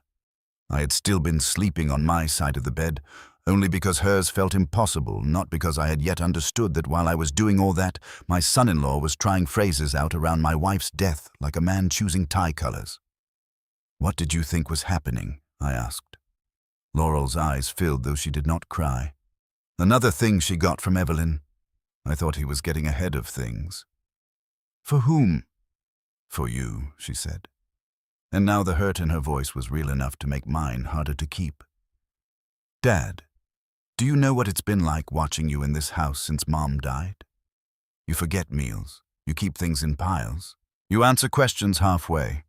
You stand in the garden in your socks when it's 30 degrees outside. Caleb kept saying if we didn't start talking early, everything would become harder later. Everything."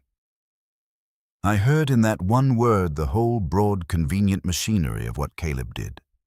Take particular love, particular grief, particular rooms, and flatten them into a management category so that any objection sounded impractical.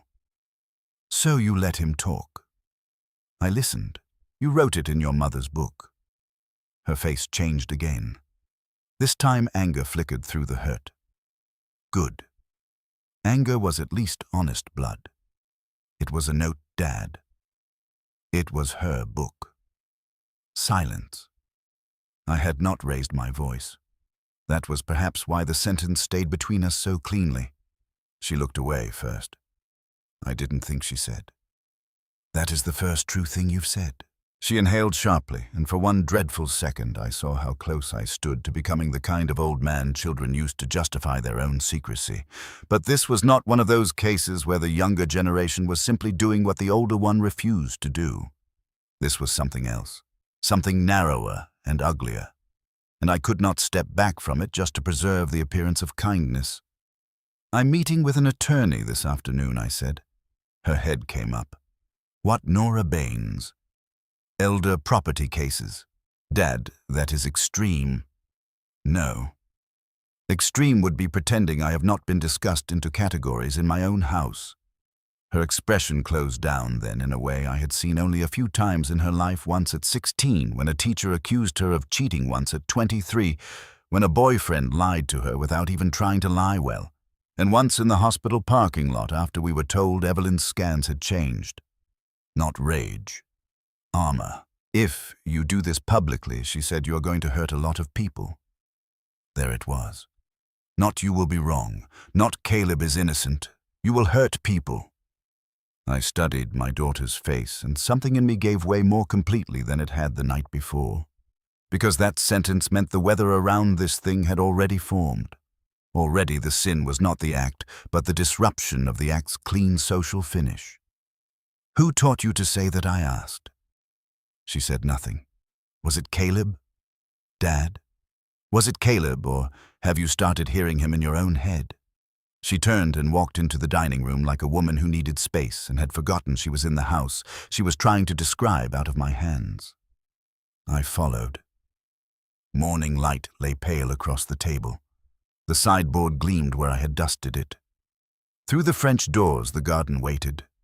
Laurel stopped near the sideboard and looked out at the memorial stone. "He thinks it could be beautiful," she said. I stared at her. "What, the garden? Preserved, I mean, as part of something larger. A place with her name still in it, but doing good beyond us." Beyond us. There are moments with your own child when grief and fury arrive so close together you can taste metal. Your mother did not plant that bed so strangers could look reverent near it on their way to some church event. I'm not saying strangers, I am. She crossed her arms hard enough this time that she did not uncross them. "You are acting like everyone is circling you." "No," I said. "I am acting like I finally noticed who already was." That landed. I saw it. She looked down at the table at the small scar Daniel's scout knife made decades ago. Then at the French doors again. "You were never going to leave this house," she said quietly. And for the first time that morning I heard something like fear stripped of polish. "Were you?" It was not the question itself that did it. It was the tense. "Never going to leave?" As if the question had been active in the background all along and only now dared to step into the room without shoes on. "No," I said. I was not. She closed her eyes once. When she opened them, she looked older than she had when she walked in. "Then I think Caleb thought he needed to help you get there." "To what?" "To the right understanding." The room changed around that sentence. Not physically. Morally. The dining room where Evelyn set tables for people she respected and tolerated the ones she didn't, where our grandchildren had colored on butcher paper and our friends had brought soups and pies after the funeral, suddenly showed me something harsher. This was where language had been tested, where my daughter had stood and let a man she married begin turning my future into a concept, where my wife's hospitality had been used as acoustic treatment for predation. I looked at the table and thought this room heard it before I did. That is what changed the dining room for me. Not evidence, not even photographs. The realization that the room had hosted the beginning of the lie in the same place where Evelyn once arranged name cards so no guest would feel peripheral. "Laurel," I said, and my voice sounded very tired to my own ears. "You need to go home." She did not argue. That frightened me more than if she had. At the door, she turned back once. "Caleb is speaking tonight with Martin and the outreach committee about the stewardship evening next week." I kept my hand on the knob. "Why are you telling me that?" She looked ashamed enough now to resemble the daughter I had raised.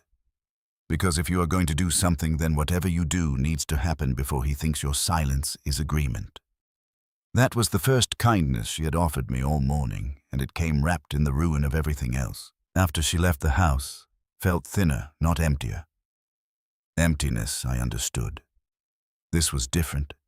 It felt as though a second less visible architecture had been revealed inside the first one, made of assumptions, roots, permissions, rehearsed phrases, rooms used for one purpose while being quietly prepared for another.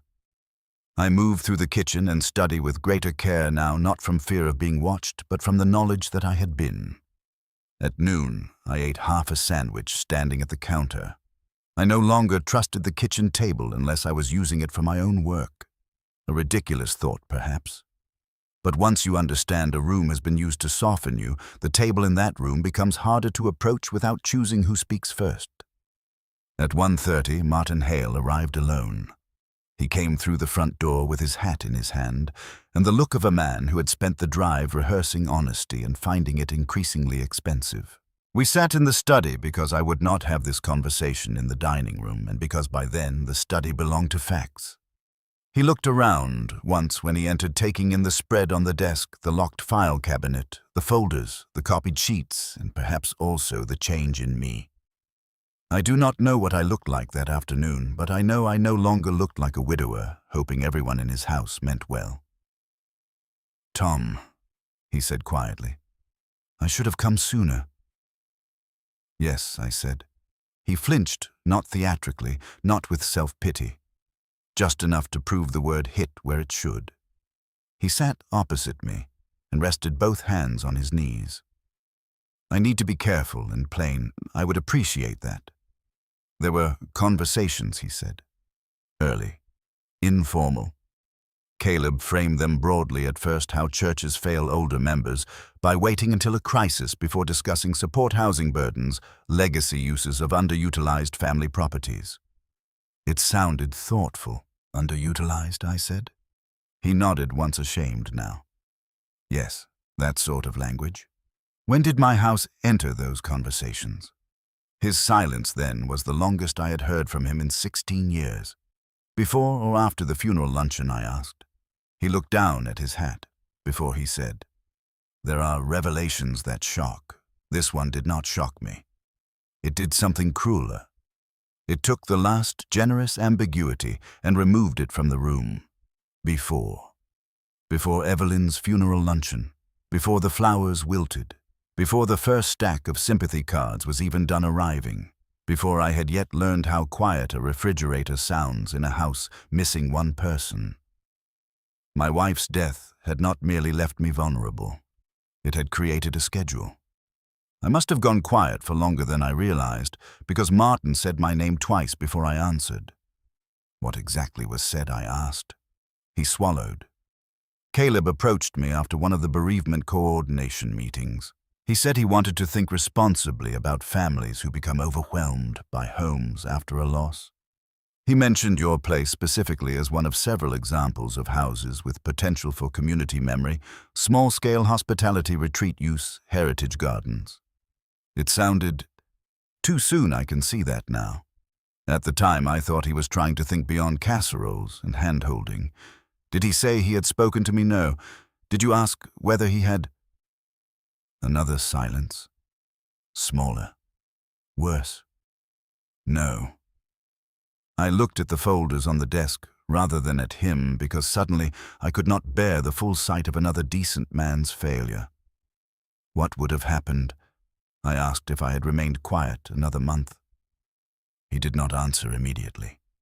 I think he said carefully there would have been a stewardship event next week shaped around elder support, legacy planning, and community care. I think your house would have been held up gently, respectfully, without naming it too directly at first, as an example of what good transition can look like when a family chooses service over burden.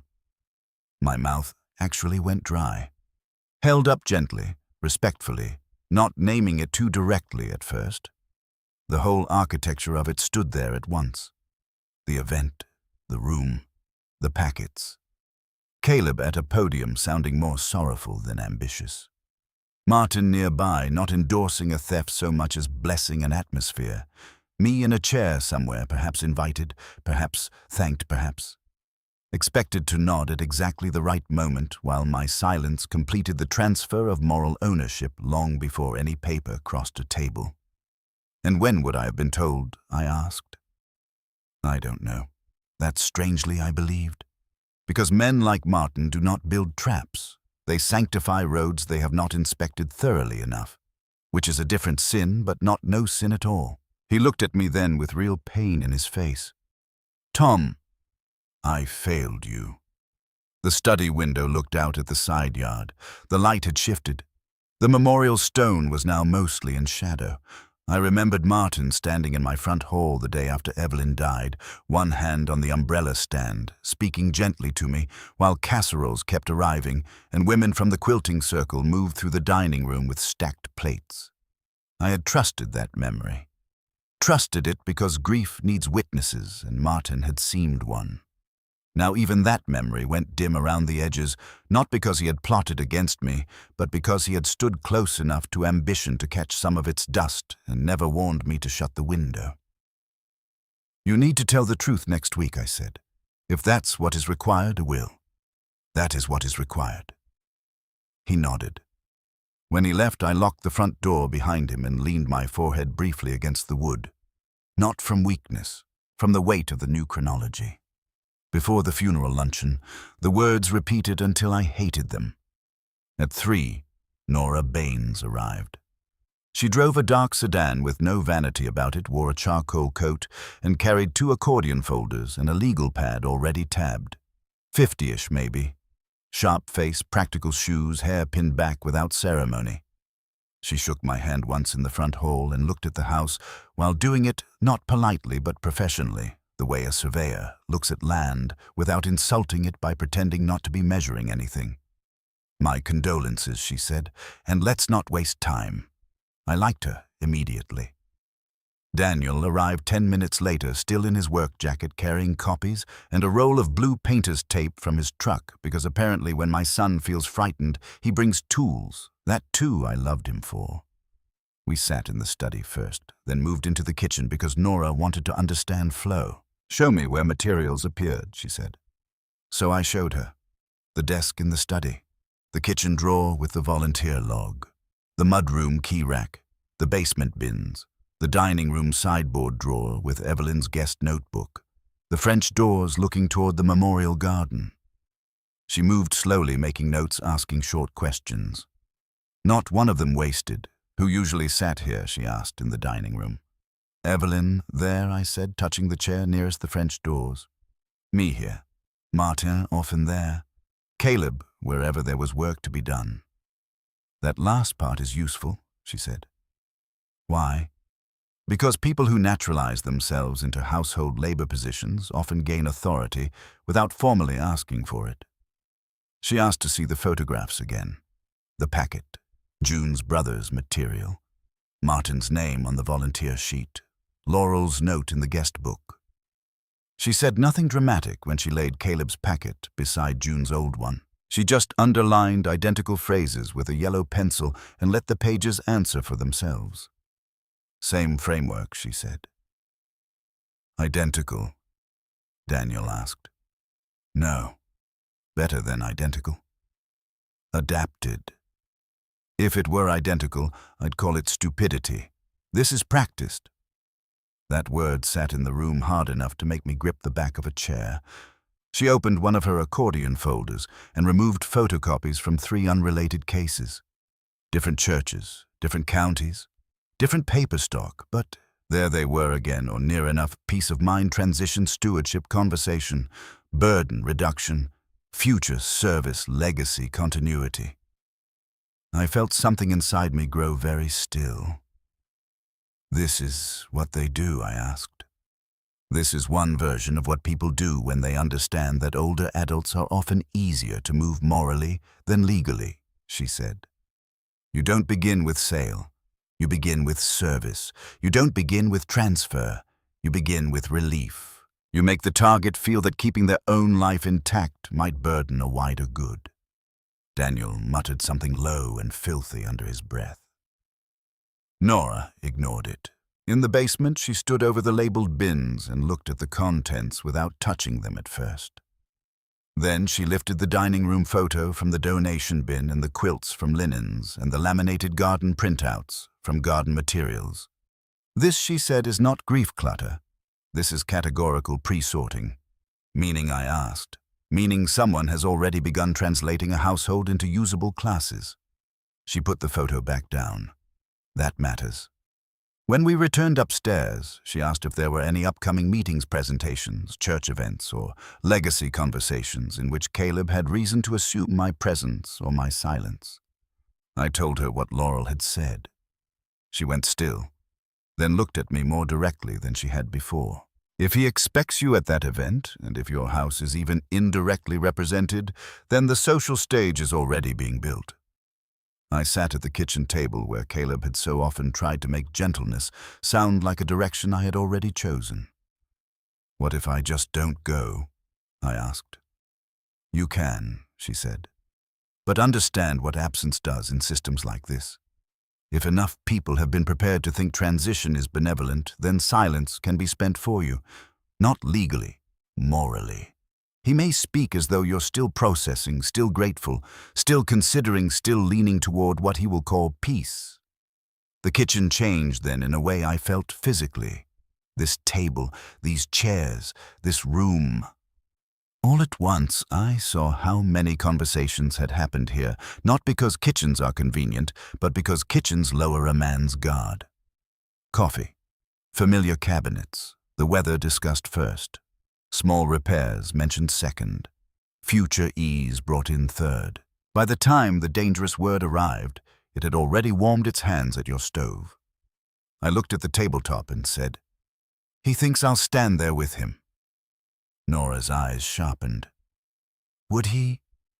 I thought of Caleb's expression every time he gently positioned himself a half step ahead of my answer, the way he thanked people on my behalf before I finished speaking, the way he moved through my kitchen as though usefulness had granted him seniority, the way he had framed every intrusion as burden reduction, every access point as kindness, every future-facing remark as concern.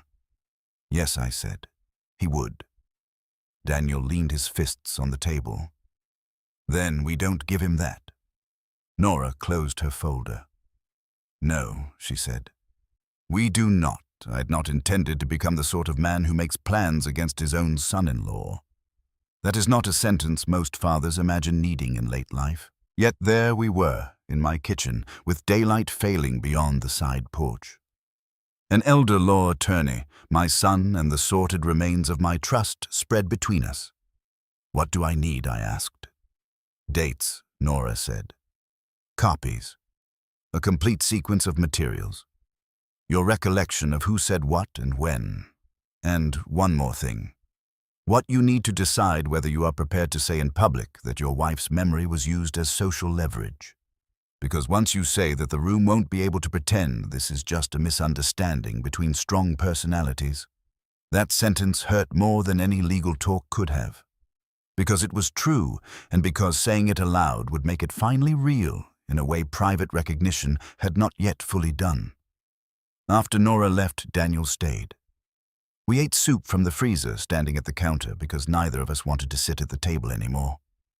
The house was dark around the kitchen except for the under-cabinet light and the lamp in the study. Every room now felt like it had its own moral temperature. The study was cold and exact. The dining room was bruised. The mudroom was compromised. The kitchen was exposed. I want to change the side gate lock, Daniel said. Not yet. He looked at me sharply.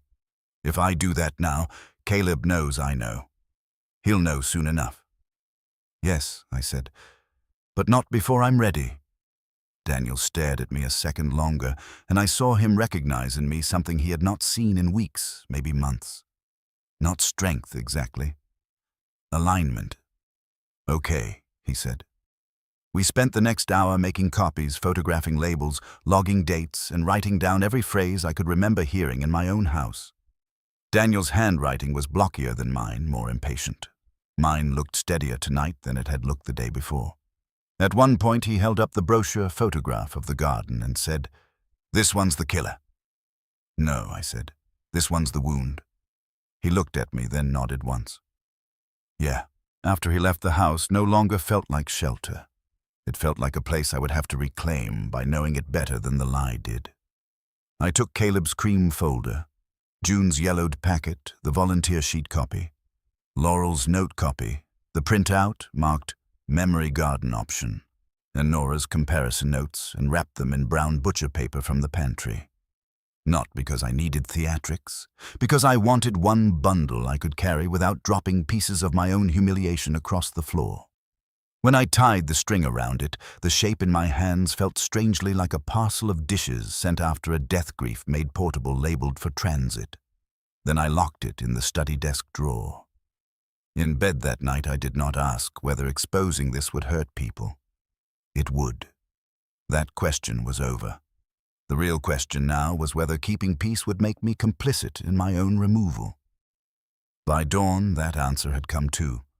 The stewardship evening was in 4 days. Caleb, I realized, thought my silence was still available to him. Thought all the careful softening had worked. Thought the widowed father in the memory-heavy house would choose not to stain the room by naming what had happened in it. That was his mistake. I got up before the sun went downstairs, unlocked the study, and took the brown-wrapped bundle from the drawer. Then I carried it into the kitchen and set it in the center of the table where every false kindness had once been poured. I stood there with both hands on the chair back looking at it. Evidence and grief together. My wife's garden reduced to feature language, my daughter's hand in the guest book, my pastor's silence, my son's anger. Caleb's phrases cleaner on paper than any theft had a right to be. I understood then that there would be no more watching, no more waiting to see if perhaps a gentler explanation might yet arrive. The old story that keeping quiet was kinder, that decent people would correct themselves if given room, that family would speak plainly before acting, had broken too many times in too many rooms. In 4 days, Caleb meant to stand in front of people we knew in a fellowship hall my wife had set tables in for 20 years and use my silence to make the lie holy. I put on the kettle, because even point-of-no-return mornings still begin in kitchens. While the water heated, I took the white-tagged gate key from the study and slipped it into my coat pocket. Then I looked through the side door at the memorial stone resting in the first weak light, and for the first time since Evelyn died, I felt not only grief in that sight, but instruction. Welcome and surrender are not the same thing. She had known that. She had built a life around knowing it, and I had loved her for it without fully understanding how much of my own safety had been standing inside her discernment. Not anymore. By the time the kettle clicked off, I knew what the next 4 days were for. Not healing, not pleading, not peacekeeping. Preparation. Caleb thought I would stand beside him and lend him my dead wife's dignity, my house's history, and my own exhausted silence. He was wrong. He was not going to get to spend my silence as endorsement. The morning of the stewardship evening, I woke before the alarm and lay still long enough to hear the house decide what kind of quiet it was keeping. There are peaceful silences and there are exhausted ones. This was neither. The house felt alert, not frightened, not relieved, simply awake in the same way I was awake, as if both of us had spent too many days being interpreted by other people and had finally reached the hour when interpretation had to stop. I got up in the dark and went downstairs without turning on lights. The floor in the front hall creaked under the same board it had creaked under for 32 years, one short complaint and then surrender. In the kitchen, I put on coffee and stood at the sink while the water heated, looking out through the side door at the garden bed. The memorial stone sat where it belonged. White, low, unpretending, turned properly toward the dining room windows where Evelyn had liked the sight of it from inside. The frost had gone overnight, and the soil around it looked almost black in the first weak light.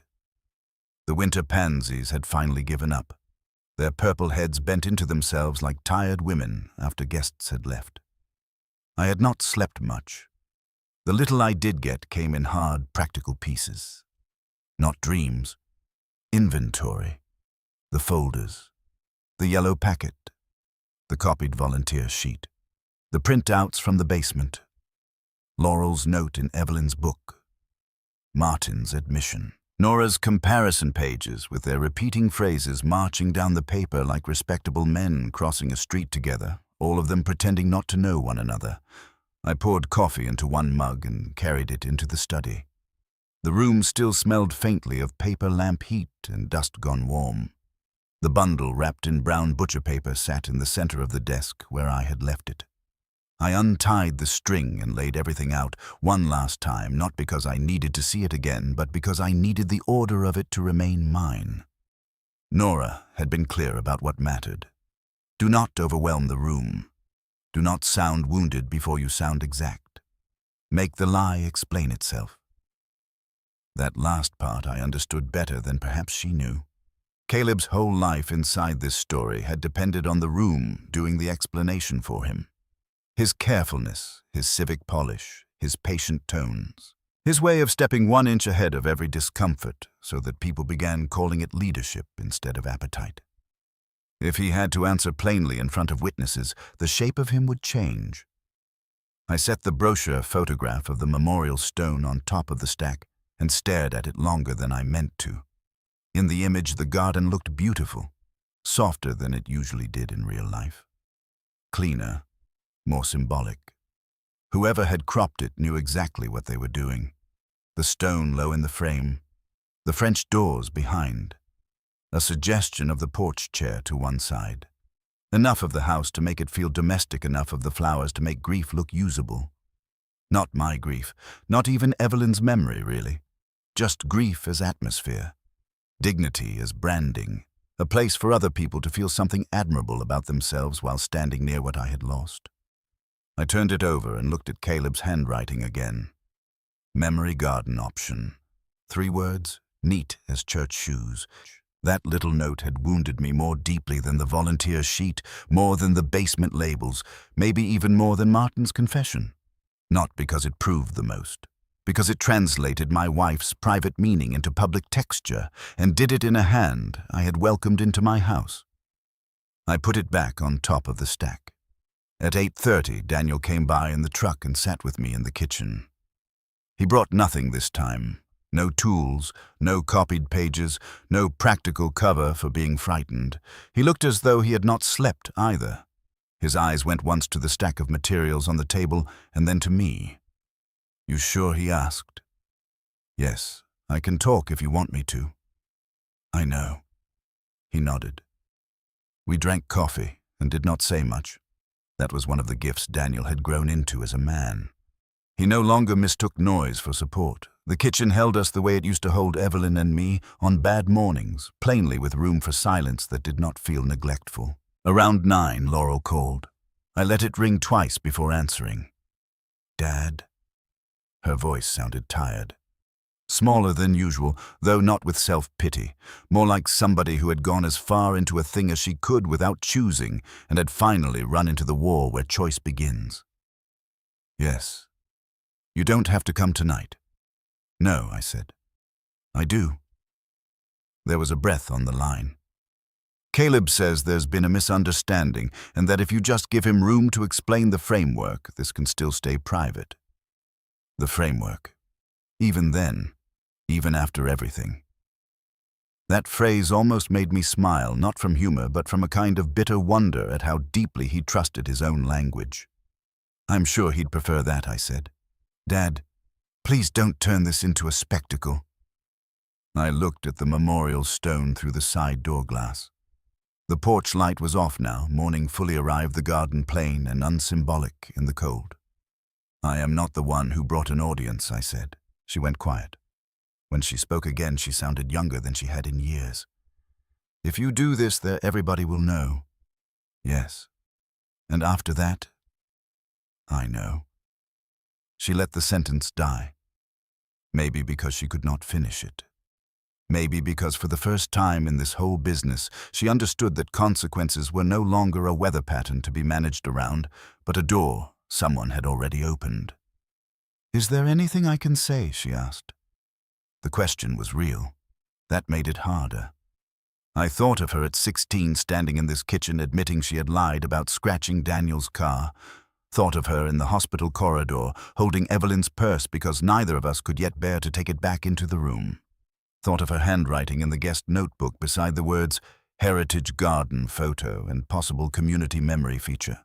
Thought of how easy it is for children to become instruments of somebody else's certainty when that certainty arrives in the tone of care. "Yes," I said at last. "When the moment comes, don't lie for him." She started crying then quietly. Not performatively, not in a way that asked to be rescued. Just the awful, contained crying of an adult woman who has discovered too late the shape of her own participation. "I loved her too," she said. "I know. That was the worst part. I knew. Which meant the damage wasn't clean. There are betrayals committed by enemies, and betrayals committed by people who still think love excuses what they helped do. The second kind is harder to carry, because there is nowhere simple to set it down." When I hung up, Daniel looked at me but didn't ask. He had my mother's gift, not Evelyn's, but my own mother's, for knowing which questions turn a wound into theater if asked too soon. By noon, the house had become ceremonial. Not because I made it that way, because I was conscious of every movement through it. I changed the porch bulb, took in the mail, wiped the kitchen counters in my old clockwise circuit, folded the dish towel twice before hanging it over the sink, went into the dining room and straightened one chair, though it did not need straightening. In the sideboard drawer, Evelyn's guest notebook sat where I had returned it after making copies. I put my hand over the drawer front without opening it, as if that might count as apology. Then I went out to the garden. The air had warmed a little. Damp dirt leaf mold, the faint mineral smell that rises when winter soil has not quite decided whether it is still frozen. I crouched by the stone and brushed away 2 wet leaves caught against the base. My fingers came back dark. The engraved words held shadow in their grooves. There had been a period right after Evelyn died when people kept telling me she would want me to be at peace. I came to hate that sentence. Not because it was cruel, because it was lazy. It asked the dead to bless whatever made the living most comfortable. Evelyn had wanted many things. She had wanted kindness, candor, a decent roast chicken, clean windows in the spring. She had wanted people fed without being made to feel beholden. She had wanted me to retire 1 year earlier than I did, and had been right about that, like she was right about most domestic matters. She had wanted our children to stay soft-hearted without becoming stupid. She had wanted a house that welcomed people without being taken over by them. Peace in our marriage had never meant surrender. It had meant clarity without noise. I touched the top of the stone once and stood up. Back inside, I put on the brown sport coat again, the same one Evelyn called my funeral jacket for the living. White shirt, no tie. I'd thought about wearing one, then decided I did not want anything around my neck that evening. Daniel put on a navy blazer and looked too much like the man he would have been if this story had not darkened around us. At 6:15, we drove to church. Grace Life looked exactly as it always did at dusk. Brick walls catching the last of the light. Fellowship Hall windows glowing yellow. Cars filling the lot in calm, angled rows. Nothing about the building announced that it was about to be asked a question it could not answer by smiling. The Fellowship Hall had been rearranged for the stewardship evening in a way I recognized immediately as Caleb's work. Not elaborate. That would have been vulgar. Just thoughtful enough to look effortless. Round tables instead of rows. Coffee at the back. A projection screen near the front. Printed packets stacked beside a bowl of mints. A display board off to one side with photographs mounted cleanly on foam backing. Lighting adjusted so the room felt softer than the fluorescent box it really was. The kind of atmosphere in which ordinary caution starts to seem uncharitable. I saw the board before I saw him. The memorial stone was on it, not large, not centered. Again, that would have been a mistake too obvious for Caleb. Just one photograph among several in a section titled Heritage Care Possibilities. A porch railing, a side path, a church kitchen garden from somewhere else. Then my wife stone low and white in the bed beside our porch, made to look representative. Available. Beautiful in a way that denied the existence of ownership. The sight of it did something cold and final inside me. Daniel saw it too. I felt him shift beside me, but he did not speak. Good man. Caleb crossed the room, then smiling packets in one hand, his leather portfolio tucked under the other arm. Tom. He said my name warmly enough that anybody watching would have called it affection. I'm very glad you came. I looked at him and for the first time since this began, let myself see him without the old family mercy blurring the edges. He was handsome in the clean way middle-aged men with enough success often are. Hair neat, not too neat, blue button-down, charcoal jacket, wedding ring catching light when he moved his hand, calm eyes, the expression of a man who had practiced looking sorrow-aware without appearing sorrow-hungry. He looked, in other words, exactly like the kind of man older people defend too long because he seems built out of reassurance. I wanted to hear the framework, I said. Something in his face flickered, then settled. Of course. He glanced at Daniel and nodded. Daniel, good to see you. Daniel gave him nothing. Laurel stood farther back near the coffee station, speaking with two women from the meal rotation. Her face was pale. Reverend Hale was near the projector table with his pastoral notebook in hand, looking like a man who had discovered too late how much of his own decency could be borrowed against. June Talbot sat alone at one of the round table's napkins stacked beside her as if she had brought herself work to keep her hands occupied. When she saw me, she did not smile. She just met my eyes once and gave the smallest nod I've ever seen a human being give another. It steadied me more than any prayer could have. People kept arriving. Couples, widows, 2 men from the trustees committee, a retired social worker who never missed anything and usually pretended to miss most of it, 3 women from quilting circle, the Donnellys, a young associate pastor who looked too new to understand the smell of an ambush even when it was moral rather than physical. Nora arrived at 6:50 and might have been attending a library board meeting for all the emotion she showed on her face. Dark suit, yellow pencil, accordion folder. She shook Martin's hand. She shook mine. She did not shake Caleb's because Caleb was across the room, then straightening the display board as if it belonged to him by vocation. At 7 exactly, Martin Hale stepped to the front and welcomed everyone. He spoke about stewardship in the old sense first. Time gifts, care for one another. About how churches can serve older members better. About how hard it can be to distinguish between loving support and overwhelming change after a loss. His voice shook once very slightly, and only those of us already listening for fracture would have heard it. Then he introduced Caleb. There is a particular kind of quiet that falls over a church room when people expect to be impressed by someone decent. That quiet arrived right on cue. Caleb stepped forward with his portfolio and one packet in his hand. He began gently. Of course he did. He spoke about aging, about burden, about the false dignity of pretending nobody needs help, about houses that become larger than the lives inside them can sustain. He spoke about memory, not as something to hoard, but something to offer. He used words like continuity and blessing and legacy and service, laying them one after another in the room until any resistance to them began to sound selfish even in a listener's own head. Then he said this. Some homes carry a kind of grace that becomes even more powerful when a family is willing to imagine that grace extending beyond private possession. Private possession. That phrase did it. Not because it was the worst thing he had said, because it revealed the frame so cleanly. My house, Evelyn's garden, my years in those rooms, Daniel's childhood, Laurel's Christmases, the scar in the kitchen table, the study full of papers, the side porch, the memorial stone. All of it reduced in public to private possession, as if ownership were the selfish word and surrender the noble one. He spoke another minute. Maybe 2. I do not remember the exact sentences because by then I had stopped hearing prose and started hearing machinery.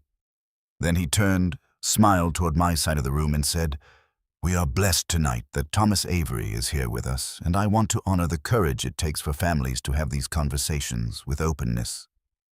There it was, my silence already spent in his sentence. I stood up. I did not do it quickly, not because I wanted drama, because speed would have belonged to him. The room shifted when the chair legs moved. A few people turned. Caleb's smile held. Barely. He had expected me to stand, perhaps, had even hoped for it, just not with my own timing. I'd like to say something I said. Caleb gave the patient nod of a man eager to include grief in the program. Of course, Tom. I stepped into the aisle but did not go to the front immediately. I wanted the room to feel the distance first. Before I say it, I said, I want everybody here to understand that I am not confused. I am not overtired. I am not reacting out of general pain. I am speaking about specific things that have happened in my house. The room went still in a new way then, not impressed now, listening. Caleb's posture changed almost invisibly. He clasped his hands in front of himself. Softer, sadder, exactly as Nora had predicted. Tom, he said quietly, if this feels like too much for tonight, no, I said. Tonight is exactly the night. I reached into the leather document sleeve I had carried under my arm and pulled out the mounted print of Evelyn's memorial stone from his display board. I had removed it on my way to standing up almost absent-mindedly, like a man lifting a plate from his own table before someone else can use it again. I held it so the room could see. "This," I said, "is my wife's memorial stone in the side garden beside my dining room. Some of you have sat 10 feet from it. Some of you brought casseroles to that house after she died.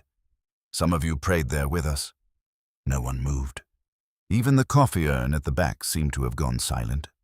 This photograph was taken without my consent, labeled "Memory Garden Option," and used in planning materials for a future use of my property I was never directly asked to discuss. Caleb drew in a breath. "Tom, that image was a conceptual reference, not a proposal." I turned the photo over and read his handwriting aloud. "Memory Garden Option." Then I looked at him. "That is your hand, Caleb." He did not answer immediately. "First crack. I can explain the context. I'm sure you can. You have been explaining the context around me for months." A few people shifted. I heard someone at the back set a coffee cup down too hard. Laurel had gone white. Martin Hale had taken off his glasses. I laid the photo on the nearest table and took out the cream folder. This, I said, was left in my study. In my house. Not given to me. Left there. It contains notes in Caleb's handwriting about burden reduction, stewardship, framing being better than sale framing through church, adjacent use potential, and needing pastor blessing before formal stage. Caleb stepped forward, half a pace. "Those are discussion notes from a broader community care project." "No," I said, and because I did not raise my voice, the word landed harder than shouting would have. "They are discussion notes from my grief." That changed the room. I saw it happen. The moment when abstract stewardship became one man's bereavement being spoken over while he was still living inside it. Nora stood then. Not dramatically, just enough to become visible. "I'm Nora Baines," she said. "I work elder property coercion cases through Franklin County Senior Protection and Nonprofit Referral. Mr. Avery asked me to review the materials." Caleb turned toward her with a look I had not seen before. Not anger. Calculation meeting unexpected credentials. She opened her accordion folder and withdrew 3 copied packets. "These are from unrelated cases in different counties," she said. "They use repeated framework language nearly identical to the packet materials and notes connected to Mr. Avery's house. Peace of mind transition, burden reduction, stewardship framing, legacy continuity, future service." She set them on the table nearest the front one beside my cream folder. "I am not here to make theatrical accusations," she said.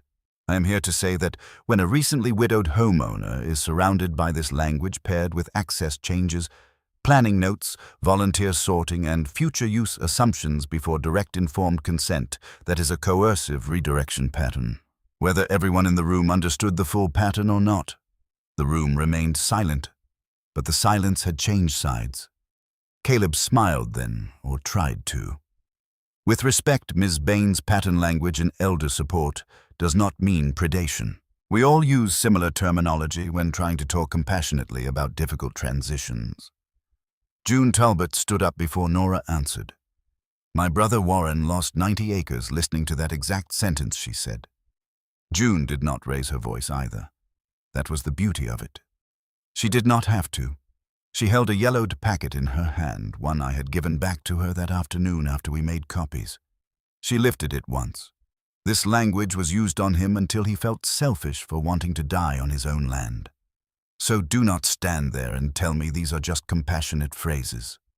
Caleb's face remained composed. But I saw the first true failure in it then. Not panic. Irritation. Very small. Very human. The instant when a man accustomed to control discovers he may have to answer to people he once wrote off as ornamental. I took out the volunteer sheet. "This was in my kitchen drawer," I said. "Seasonal support rotation. My name typed at the top. Caleb listed as coordination point. Martin Hale listed under transition conversation pending. All eyes went to Martin. The poor man looked as if he had aged a year in 10 seconds. He stood up slowly. That entry should not have been there, he said, and I should have stopped the conversation long before it reached that language. Did you know about my house before anyone spoke plainly to me? I asked. He swallowed. Yes. That hurt the room more than any legal term could have. Not because Martin was guilty the way Caleb was guilty, but because he was trusted and everyone there knew it. His admission took the story out of family misunderstanding and put it into communal moral failure, which is where it had belonged all along. Caleb spread his hands slightly, then the old gesture of patient moderation returning as if by instinct. We are taking fragments, he said, and building a narrative of intent that simply is not fair. Thomas has been overwhelmed. We all know that. We were trying to imagine support structures. Yes, perhaps some language got ahead of itself. Yes, perhaps some ideas were discussed too early. But the suggestion that I was somehow running a scam, I took the white-tagged key from my coat pocket and held it up. The room watched my hand. This opens my side gate, I said. It was cut without my knowledge and hung on my mudroom key rack. For the first time, Caleb did not answer quickly. He looked at the key, then at me, then back at the room. It was for volunteer access, he said at last, to save time on ground support and maintenance. In other words, I said you decided access to my property was yours to arrange before you had permission to arrange its future. That landed. I saw Rebecca Donnelly close her eyes once. I saw the retired social worker fold both hands in her lap. I saw 2 trustees exchange a glance that meant committee trouble of the most durable kind. Laurel was crying now and not hiding it. Daniel stood then. He had said almost nothing all evening. That I understood later gave what he said more weight. I found the labels in the basement, he said. Donation bin, linen bin, garden materials, my mother's quilts, family photos, printouts of the garden. Somebody had started pre-sorting the contents of my father's house into use categories. He looked directly at Caleb. That is not care. That is inventory. The word cracked something open in the room that all our other words had only strained. Inventory. Everyone there knew the difference between caring for a home and assessing one, between helping a widower and classifying his life into eventual bins. Caleb's mask failed fully then, not with shouting, not with some melodramatic confession, but with the loss of softness. His face hardened around the mouth. The patience in him thinned enough to show what had been working underneath it all along, entitlement sharpened by wounded pride. This is becoming ugly, he said. No, I answered. It became ugly before Evelyn's funeral luncheon. We're just saying it out loud now. I do not think I will ever forget the silence after that sentence. It was not only because it was true, it was because every person in that room understood that there are some lines a good community assumes no one will cross, and that once you learn someone crossed them early and smiling, you cannot unknow it. Before the funeral luncheon, before the casseroles were gone, before my children had even stopped calling the house and asking if I was eating. Caleb looked at Laurel, then perhaps for rescue, perhaps because habit drove him there. She shook her head once without meeting his eyes. That was the second true crack. Nora stepped forward again, yellow pencil in hand, and her voice when she spoke was colder now. For the room's sake, she said, let me be very clear. This does not require a signed deed tonight to be coercive. When access is normalized, moral framing is deployed. A bereaved homeowner's domestic objects are categorized for future use, and a public event is prepared that assumes his silence as social endorsement, that is a capture system already in motion. One of the trustees stood. Caleb, is there any redevelopment entity attached to this concept? There it was, the word he had managed to keep out of the room all evening. Caleb's face changed again, not into confession, but into something worse for him, visible refusal. Any future structure would have required proper discussion, he said. That wasn't my question, the trustee replied. Nora opened another folder and placed 2 pages on the front table. These names, she said, are linked shell registrations and concept holding entities used in prior community-facing property conversions.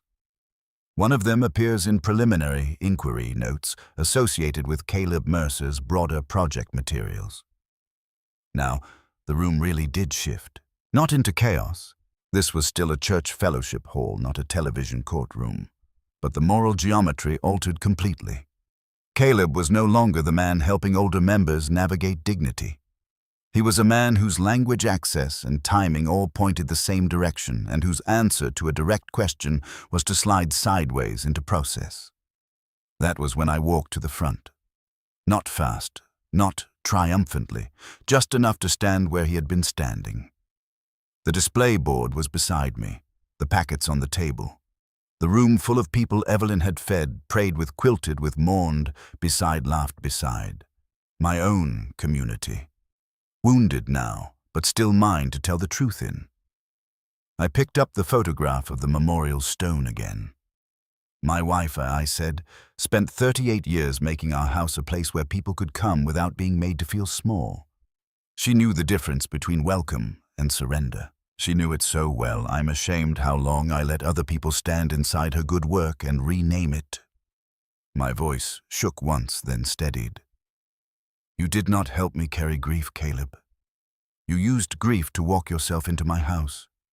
You used my wife's garden, my daughter's trust, my pastor's good intentions, my church's language, and my own fatigue. And you kept doing it softly enough that objecting made me feel ungrateful. No one moved. That is what makes this a humiliation, I said. Not that you wanted the property. Men want property every day in this country. It is that you wanted me to call the wanting holy. There is a kind of silence that arrives only when a room understands that the sentence it just heard will live in it permanently after tonight. That was the silence then. Caleb tried one final time. I never intended harm. It was almost pathetic, that sentence. Not because it was false in the simplistic sense. I am sure he had a way of telling this story to himself in which he was not the villain, but the efficient adult among fragile people. That is how men like him survive themselves. But the room no longer belonged to his self-description. Reverend Hale put his glasses back on and spoke into the quiet. This event is over, he said. Then after a beat with more strength than I had heard from him all evening, and any property-related initiative involving Mr. Avery or his home is withdrawn immediately from church support discussion or planning pending external review. One trustee nodded at once. Then the other, Rebecca Donnelly, stood and went directly to Laurel. Not because Laurel was innocent, but because sometimes women in churches know when the next necessary act is not procedural. June Talbot came to my side and laid her yellowed packet on the table atop Caleb's cream folder. The old paper and the new paper together looked like the whole story reduced to texture. No one applauded. Thank God. Justice that requires clapping is not justice. It is appetite. What happened next was quieter, and in some ways harder. Caleb did not storm out. That would have given him one last theatrical center. He gathered his portfolio with hands that were almost steady. Almost. He looked at Laurel again, and whatever passed between them then was too private and too broken to belong to me. Then he looked at me. I had thought in the angrier parts of the week that I wanted him diminished. What I found standing 3 feet from him after the mask was gone was something colder and cleaner. I wanted him seen accurately. He held my gaze only a second before looking away. That more than anything felt like the end of his authority. Afterward, people came in small, uncertain movements, not crowding, not consoling too loudly. A trustee asked Nora for her card. Martin asked me if he could call a full review meeting with the elders and hand over all notes from prior discussions. June took the display photo of the memorial stone off the foam board and slid it face down under the cream folder without being asked. Daniel stood near enough that nobody mistook my calm for fragility. Laurel came to me last. Her face was blotched from crying and stripped of every easy adult expression she had learned to wear in church hallways. She looked for 1 second like the girl who used to come home from youth retreat and sit at our kitchen table, telling Evelyn every detail while I washed dishes and listened to both their voices without needing to enter them. "I'm sorry," she said. "There are apologies that arrive as relief and apologies that arrive as debt." This one was neither. It was merely true and too late to heal what had already changed. "I know you are," I said. She nodded and cried harder because I did not make it easier for her by calling that enough. Then we left. Outside, the night air felt cleaner than the fellowship hall had. Not lighter, just less arranged. Daniel carried the document sleeve. I carried nothing. My hands felt strangely empty after days of holding proof. In the truck, neither of us spoke until we were halfway home. Then Daniel said, "You were right not to him use your silence." I looked out the window at the old downtown lights giving way to residential streets. "No," I said. Evelyn was. He understood that. When we pulled into my driveway, the house sat under the porch light exactly as it always had. White clapboard, green shutters, the side yard half visible through the dark. No angelic music, no revelation in the windows, just a house that had been fought over in language and kept for now by truth. Daniel walked me to the door. On the porch, he hesitated. "You want me to stay?" I thought about it. About the room temperature ache in my ribs. About the way the dining room would look now. About Laurel. About Martin. About how every familiar thing would be both itself and not itself when I stepped back inside. "No," I said. "Tonight I think I need to hear the house by myself." He nodded, hugged me once, and left. Inside, the front hall smelled faintly of old wood and the lemon oil I still used too heavily. I shut the door and stood there with my hand on the knob until the truck lights faded from the curtains. The house was quiet again, but it was not the same quiet. I walked first to the study. I set the document sleeve on the desk. Took out the cream folder, the yellow packet, the copied sheets, the printouts, and placed them in one stack. Then I opened the bottom file drawer and put the stack inside a plain manila file labeled Mercer Property/Church. Not because filing it away meant it was over. Because I wanted the evidence to live where evidence lives now, not where my life lives. Then I went to the kitchen. I wiped the counters. It sounds small. It was small. That was why it mattered. I wiped the table where Caleb had sat and softened language into coffee steam. I folded the dish towel. I rinsed out my cup. The refrigerator hummed. The clock ticked. The sink looked back at me with the same stainless indifference it had always had, but my hands were different on the room. I was no longer moving through it as a man being gradually repositioned. I was using it as its owner. From there, I went into the dining room. I stood with one hand on Evelyn's chair and looked through the French doors at the dark shape of the garden. This room had heard the beginning of the lie. That would never change. I could not scrub that out with polish or time. But neither would the lie own the room forever. It had been named here now, if not spoken in this room, then spoken because of what this room had held. That mattered. I opened the sideboard drawer and took out Evelyn's guest notebook. The page with Laurel's note was still there, copied now, and no longer needed as sole proof, but I looked at it anyway. Heritage garden photo/possible community memory feature. My daughter's narrow-G'd handwriting beside my wife's tidy columns of coffee preferences and casserole notes. Love and misuse sharing a page. I closed the notebook and put it back.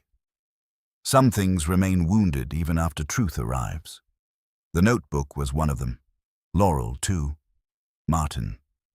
My memory of those early morning weeks.